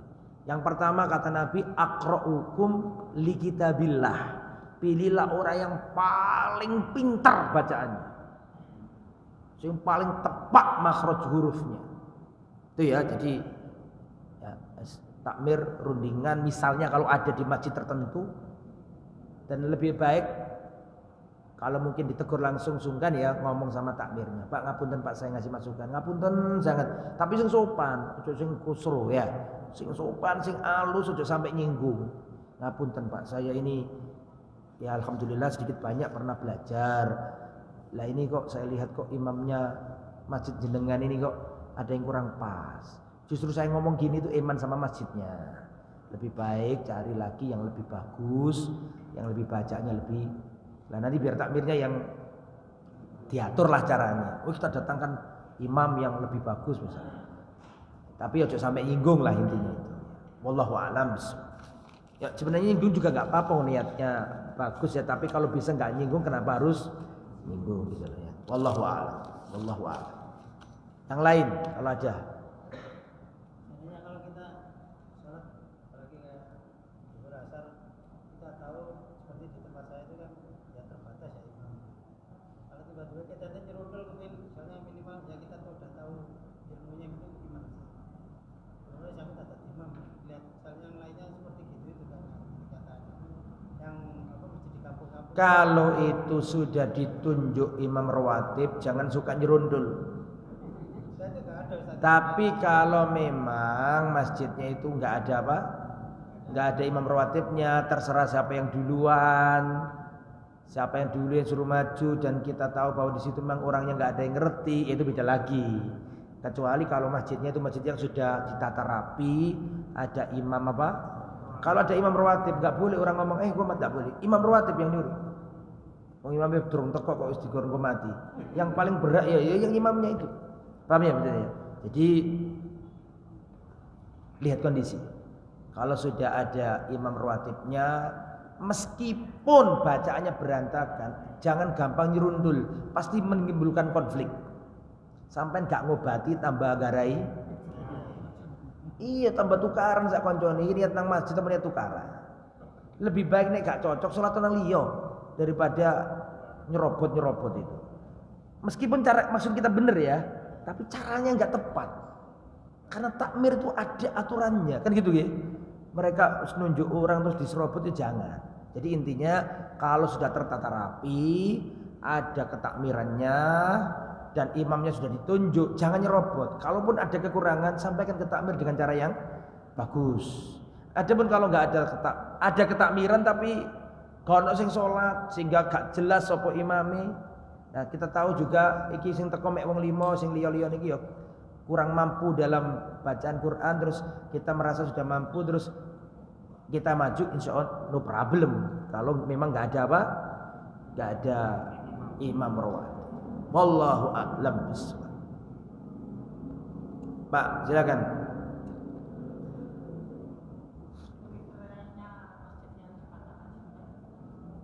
Masjid semua masjidnya Allah, Pak. Ya, selama masjid itu baik, semua masjid Allah. Ya, nggak harus ada kata-kata begitu dikotomi seperti itu. Intinya masjid milik Allah, semua masjid miliknya Allah. Selama di dalamnya itu ditegakkan syiar-syiar Islam. Cuma ya tentu ada yang memang di dalamnya nggak ada penyimpangan, ada di dalamnya ada penyimpangan. Tapi definisi itu loh. Masjid sunnah itu saya kok kurang setuju dengan definisi kayak gitu. Ya sudah masjid, oh ini loh masjid enak api, insya Allah tata kelolanya bagus. Tapi nggak harus didefinisikan seperti itu. Masjid sunnah adalah begini. Saya kok kurang setuju. Jadi nggak harus semua itu radio sunnah, sepeda motor sunnah. Nggak harus kayak gitu ya. Intinya itu ada penyimpangan apa tidak. Kalau tertib rapi ya sudahlah itu masjid bagus begitu aja. Takutnya itu menimbulkan apa ya? Ya kita tambah semakin ada jarak gitu. Sudah biasa aja. Gak harus ada istilah-istilah baru. Saya itu kalau dakwah di kampung gak pernah bahas salafi wopo, panganan wopo, gak pernah. Sampaikan wong diajak ngerti dalil, seneng ngaji. Gak harus ada istilah-istilah baru. Kalau seandainya kata-kata itu diucapkan malah membuat orang apa? Bingung. Tujuan kita kan ngejak wong iki sholat. Betul lah betul. Ngejak wong iki sregep ngaji. Jadi intinya saya sendiri juga nggak tahu definisinya masjid sunnah itu karena baru dengar sekarang saya. Ya, wallahu a'lam bishawab. Jadi nggak harus ada definisi khusus. Intine nek masjid iku api, kalau penyimpangane ya lebih baik sholat di situ. Wis ngono wae. Nggih.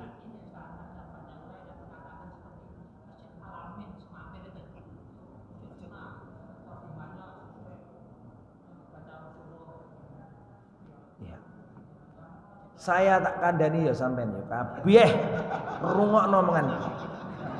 Jangan pernah menganggap kalau ustadz ceramahnya enggak pakai mukadimah fa inna kulla bid'atin dhalal iki ustadz enggak sunnah. Ini definisi keliru dan super enggak pinter blas.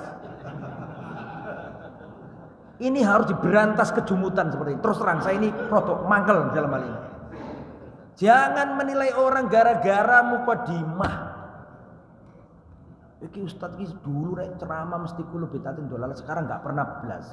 Ki berubah ustadz. Dari mana gitu? Timbangannya dulu kok seperti ini, dari mana kita belajarnya? Kalau afdol iya, mungkin iya ya. Tapi kalau sudah melazimkan orang harus pakai ini, mana dalilnya? Bisa terbalik loh. Ya, wong itu Rasul membolehkan, kita semua boleh. Para ulama Masaih gak harus pakai kayak gitu. Sampai rungokno ceramah Masaih di sana di Arab Saudi, dia harus selalu pakai mukadimah. Jangan menengeri ustadz itu sunnah gara-gara mukadimah. Keliru, Pak. Nyuwun sewu, keliru. Jadi kejumutan ini harus dibedah biar kita nggak salah persepsi. Karena saya kemarin dengarkan konflik gara-gara kayak gitu. Ustadz ini sekarang ini kalau mukadimah Ustadz tidak pernah pakai kayak gitu. Nah ini tidak boleh kita. Macam-macam. Sekarang malah jadi seperti dikotomi. Nek NU itu mukadimah ini, Salafi mukadimah ini, nek Muhammadiyah mukadimah ini. Nek gak ngono ya duduk dindi ya. Ini gak cocok kayak gini nih. Terus terang ngapunten dengan segala hormat. Jangan menilai orang gara-gara itu. Itu berkaitan sama kemaslahatan. Betul apa enggak? Itu berkaitan sama kita harus melihat kanan kiri dulu. Apalagi itu sudah dijadikan stigma. Betul apa enggak? Pokoknya ini berarti ini. Jadi ada kemaslahatan. Ada masalah waktu juga. Kalau kita panjang mungkin terlalu. Jadi nggak harus kayak gitu. Karena saya pernah khutbah kayak gitu itu ditegur sama orang. Khutbah itu waktunya mepet. Iki orang ini banyak orang pekerja nggak bisa lama-lama. Bisa dipahami? Ada efisiensi waktu dan ada kemaslahatan dan tidak harus seperti. Coba datangkan ke saya teks agama dan teks imam-imam madhab syarat khutbah Jumat harus mukadimah seperti ini. Nggak ngiro ketemu awakmu. Nggak ngiro ketemu. Nggak ada aturan seperti itu. Ya, kalau bicara afdol lebih bagus. Nah, tapi kalau mensyaratkan orang, menegur orang, menyalahkan orang gara-gara itu, ini keliru besar. Bisa dipahami ucapan saya ini. Jadi jangan mempermasalahkan masalah yang kayak gitu-gitu. Ya.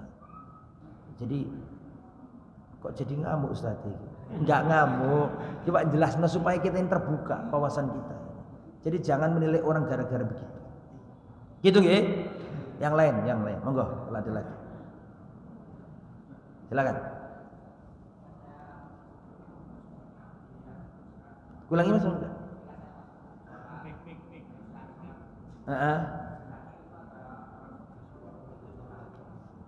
Biar ibu dengar. Saya masbuk, terus saya meneruskan lagi, terus di sebelah kiri itu ada orang yang ikut. Nah, di sebelah kanan itu ada orang yang berzikir. Nah itu saya itu meneruskan sholat atau pindah sekarang orangnya atau biarkan terus saya. Panjenengan masbuk. Terus ada orang ikut tapi di sebelah kiri.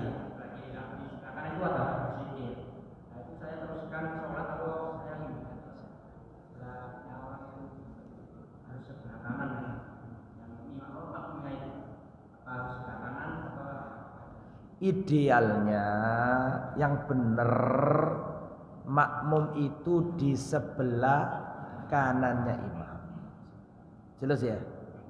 Itu idealnya dengan dalil Abdullah bin Abbas itu pernah Rasulullah sholat malam. Dengarkan saya, jangan ngobrol. Rasulullah sholat malam, kemudian datang Abdullah bin Abbas sebelah kiri, diputar sama Nabi, dijadikan sebelah kanan. Itu dalil bergerak dalam sholat itu boleh selama untuk kemaslahatan sholat. Jadi Rasulullah takbir sholat begini, Abdullah bin Abbas datang sebelah kiri, diputar sama Nabi, sholat lagi, tertaruh di sebelah kiri. Nah, itu idealnya seperti itu. Cuman jenengan ini kan pertama masbuk, kedua datang orang ikut harusnya sebelah kanan, maka dia ikut sebelah kiri. Sebelah kanannya ada orang, ojo diputer, gua tukaran awakmu. Lho ngene-ngene iki ku lho sing tak maksud iku kudu pratekno. Ada hal-hal itu ideal yang harus kita lakukan. Kadang-kadang ini sering kita keliru, Pak. Mohon maaf. Saya ini sholat tapi sholat. Saudara kita ini sudah selesai sholat, sudah dzikir, dia berdiri, dia ingin ngamalkan ganti tempat, betul enggak? Mbok iku sunah buka, tapi ngamal ngono-ngono. Padahal koncone iki sik dzikir, pindah. Wallah saya gak sok mikir, kok iso nglakoni kayak ngono kok iso itu. Iki sunah sing endi? Gergeten hatiku. La yuqimur rajulu ar-rajula min maq'adi tsumma yajlisu fi. Enggak boleh seseorang menyuruh orang berdiri kemudian menempati tempatnya, enggak boleh. Kecuali nek wis padha marine zikir terus gitu. Mesti zikir loh, pindah-pindah. Tukar tempat. Dari mana kayak gini ini? Kok jadi sunnah itu loh? Dari mana sunnah kayak gini ini? Orang nyuruh orang berdiri terus ditempati dia. Dolim loh ini, enggak boleh. Lah kayak gini-gini tuh harus dipahami. Jangan semangat kemudian salah tempat.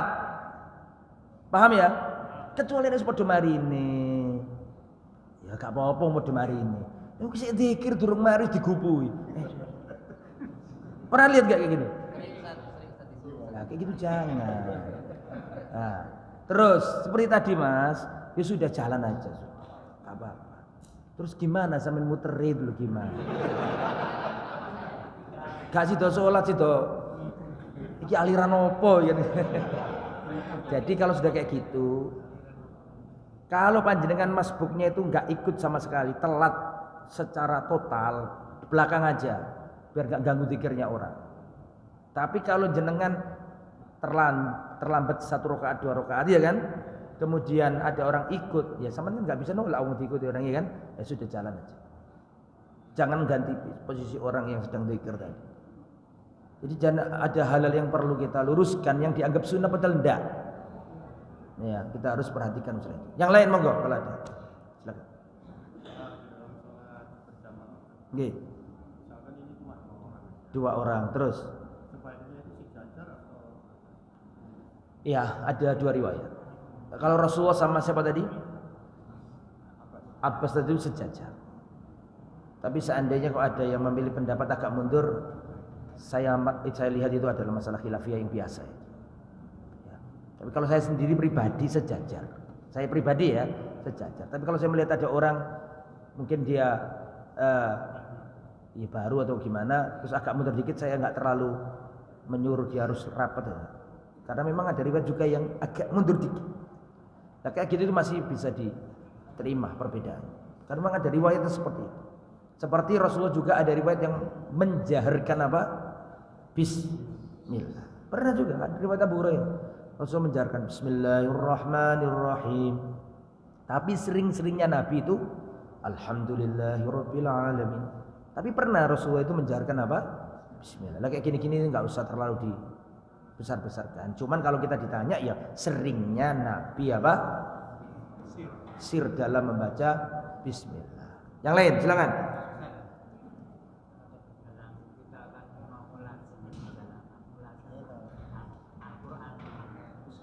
Nggih.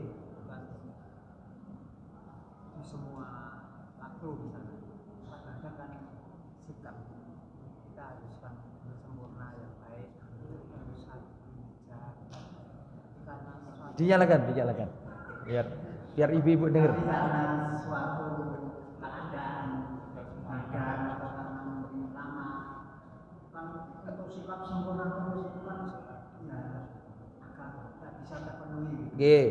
Jadi harus berubah posisi kaki atau sorojo atau padang silo puncak ganti begitu. Itu bagaimana?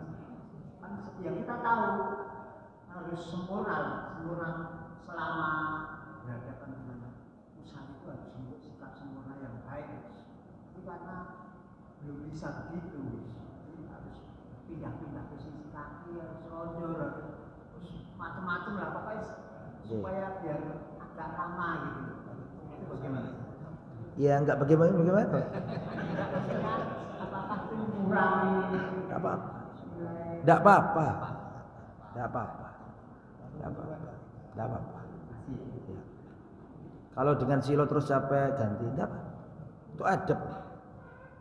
Adab saja, enggak sampai halal haram. Enggak masalah.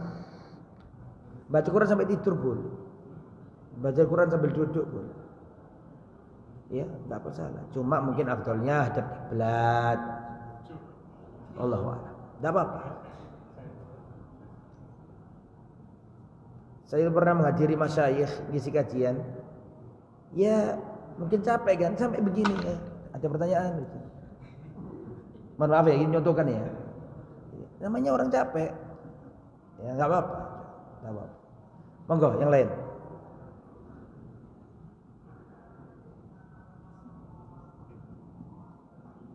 Assalamualaikum warahmatullahi wabarakatuh. Waalaikumsalam warahmatullahi wabarakatuh.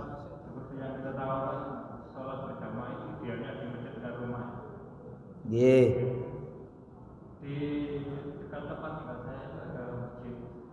Tapi maksudnya itu kalau sholat, ya kalau kita Surabaya itu angger ngadeg. Imamnya. Makmumnya. Oh, makmumnya nggih. Jadi saya ketika kalau sholat itu kadang nggak nyaman dengan sikap makmumnya itu. Angger ngadeg, nggak rapet. Gitu. Kadang kalau ada yang bawa jadat langsung digeser gitu. Nggih. Ya, jadi kadang saya itu kalau mau sholat berjamaah kadang ambilnya sholat itu di masjid yang agak jauh dari rumah, yang sholatnya rapor gitu enak gitu. Terus yang saya tanyakan, boleh nggak saya mempunyai pikiran seperti itu? Padahal di dekat rumah itu ada masjid. Iya. Terima kasih. Allahu alam bisawab. Memang benar. Kita itu kalau hidup di lingkungan yang nggak rapi jadi nggak nyaman gitu kan. Ya. Awut-awutan, nggak serak-serak, nggak rapat, nggak bagus. Wallahu alam ya. Sebenarnya tidak apa-apa juga seperti itu. Coba tetap kita tunjukkan hidup bermasyarakat yang baik dengan mereka. Atau kolo-kolo sama mereka tidak apa-apa. Disiasati begitu. Tidak harus ditinggal plek. Tapi sekali situ. Karena adanya kekurangan, adanya kebid'ahan dalam sebuah masjid, itu nggak boleh menghalangi kita untuk sholat jamaah di tempat itu. Kemudian kita pilih sholat di rumah. Pahamnya? Sholat jamaah di suatu masjid, yang di masjid itu ada penyimpangan-penyimpangan, tapi penyimpangannya ini bukan dalam zatnya sholat. Sampai paham maksud saya?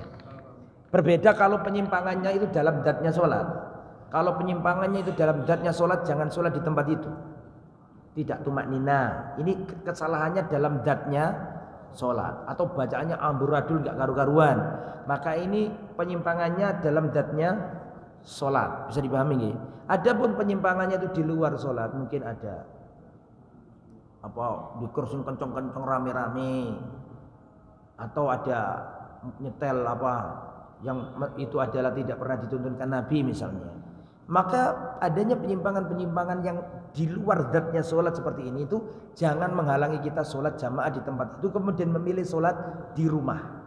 Cuma jenengan kan nggak di rumah gitu kan ya, tapi di masjid yang lain. Wallahu a'lam bishawab. Mudah-mudahan tidak apa-apa, tapi tetap harus diimbangi dengan bersosial yang baik dengan masyarakat. Karena gara-gara itu bisa orang dituduh takfiri. Wah, ini gak gelem sholat sini karena ini dianggap kafir. Macam-macam, Pak. Sekarang itu fitnah banyak. Maka jangan sampai ada fitnah. Tak apa-apa sholat di situ sekali diimbangi begitu. Gitu ya. Atau sholat siri di situ, tapi kalau sholat jahri di sana misalnya. Ya untuk menjaga itu fitnah. Ya hendaklah seorang muslim menjauhkan dirinya dari apa? Fitnah. Wallahu a'lam bishawab. Wallahu a'lam bishawab. Yang lain? Silakan, Pak.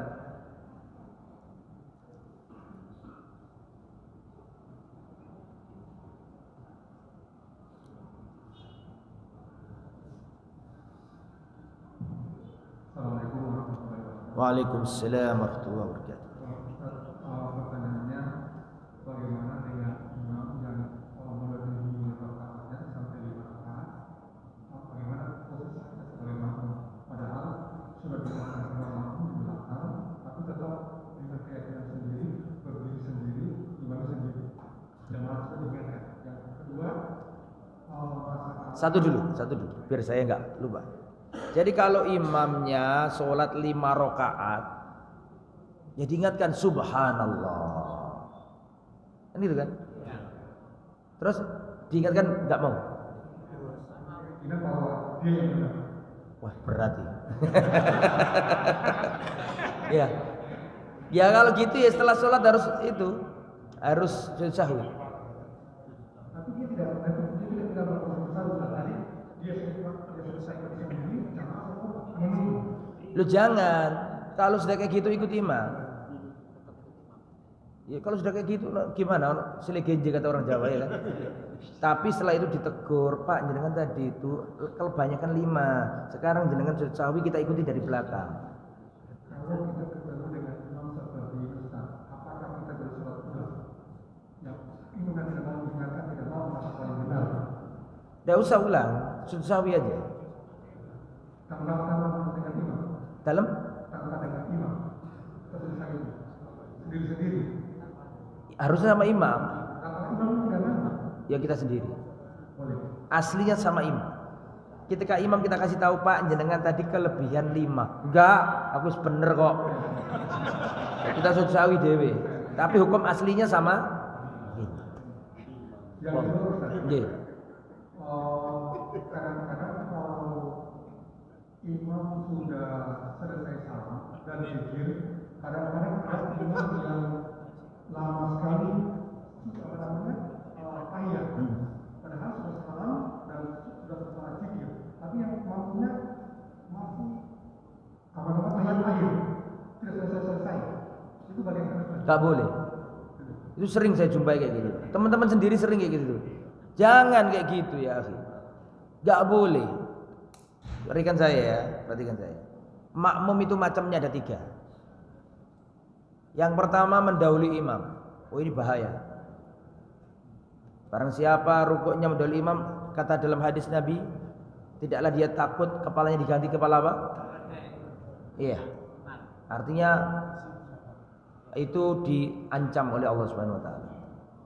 Yang kedua al-mutaakhir anil imam. Sengaja memperlambat diri dari imam. Biasanya di antara yang sering digituin itu tahiyat sama sujud terakhir. Semua sudah tahiyat masih sujud aja karena mengamalkan hadisnya Nabi. Hadisnya Nabi yang berbunyi idza aqrabu ma yakunul abdi min rabbi fa huwa sajidun. Seorang hamba itu posisinya kepada Allah itu paling dekat tatkala dirinya sujud, maka perbanyaklah doa ketika sujud. 1, ini gak ditentukan sujud yang terakhir. Sujud manapun, sujud pertama, sujud kedua, rakaat pertama, yang penting umum, jangan dikhususkan sujud yang terakhir. Bisa dipahami ya? Itu pertama. Jadi pemahamannya dia salah. Kesalahan kedua, dia itu nggak nyadar kalau dia itu sholat berjamaah, jadi double. Pertama salah memahami hadis, kedua dia salah paham karena dirinya nggak sadar bahwa kalau dirinya jadi apa? Jadi makmum. Ya, makmum yang nomor 2 ini mutaakhir, yang memperlambat diri dari imam. Ini nggak boleh. Imamnya sudah Allahu Akbar, tahiyat dia masih sujud aja, nggak boleh. Atau sudah salam semua dan masih tahiyat aja, masih doa lama, doa terakhir sebelum salam ini tidak boleh. Yang benar yang bagaimana? Yang benar yang nomor 3, ittiba. Jadi pertama artinya mutasabiq, yang mendahului imam.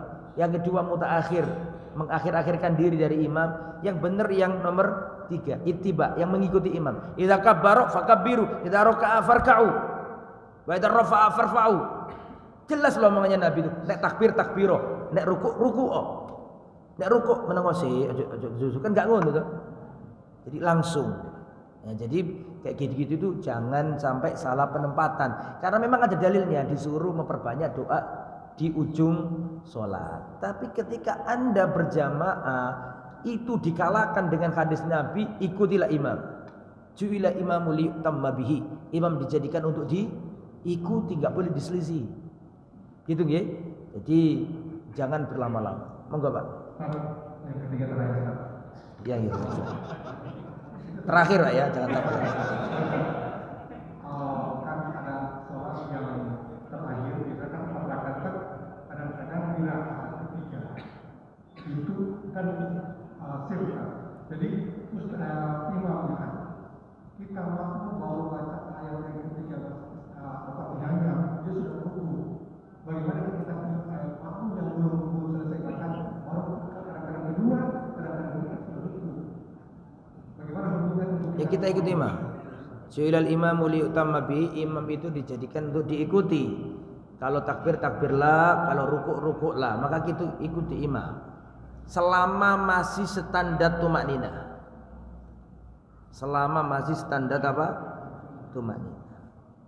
Ya, tapi kalau cepet kayak yang 7 menit 2-3 rakaat itu, ya, kan ada kan? Kalau itu batal sholatnya karena tumaninanya hilang.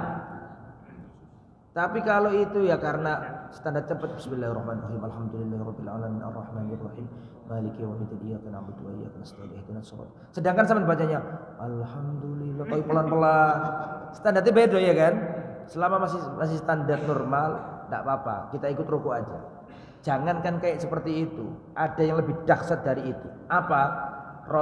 Para sahabat masuk, ada sahabat Nabi namanya Abu Bakar. Masuk pintu masjid, Rasulullah rukuk sama para sahabat, betul ya?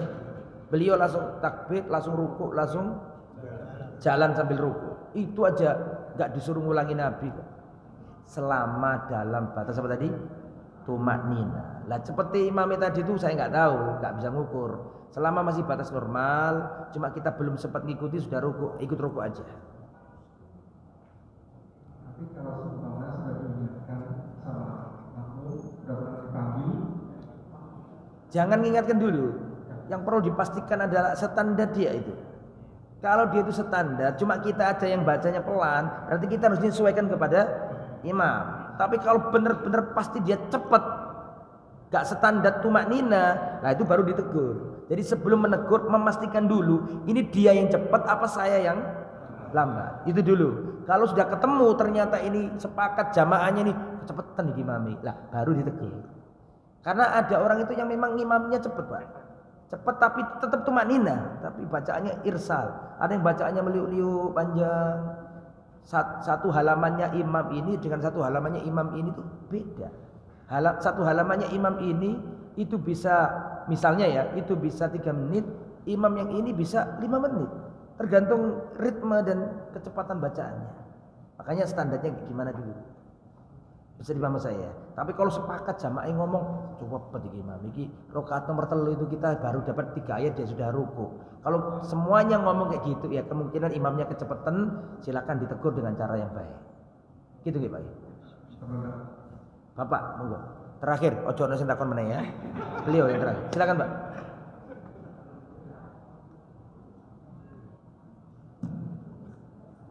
Kalau tidak tumanina imamnya, tetapi jamaahnya itu sepakat supaya segera selesai.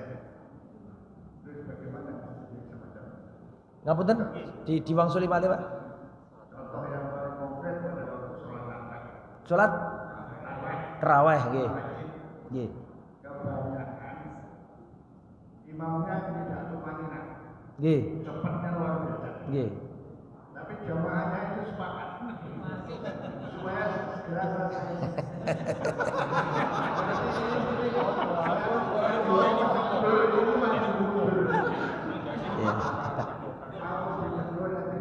Nggih, nggih, nggih.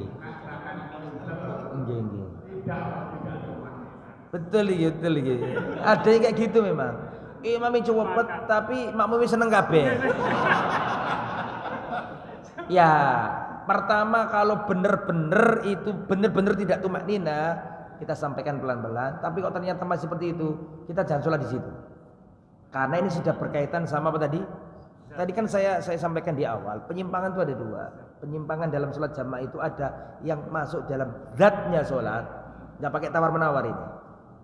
Tumanina termasuk zatnya sholat, artinya rukunnya sholat. Adapun kalau hal yang di luar itu, zikirnya kenceng-kenceng itu sudah di luar, itu tidak apa-apa tetap. Tapi kalau sudah cepatnya luar biasa, kita cari masjid yang lain. Wallahu a'lam. Saya rasa cukup. Mudah-mudahan apa yang disampaikan bermanfaat. Setelah ini nggak ada yang tanya, baik di dalam forum maupun luar forum. Soalnya mari kita ditakoni biasa.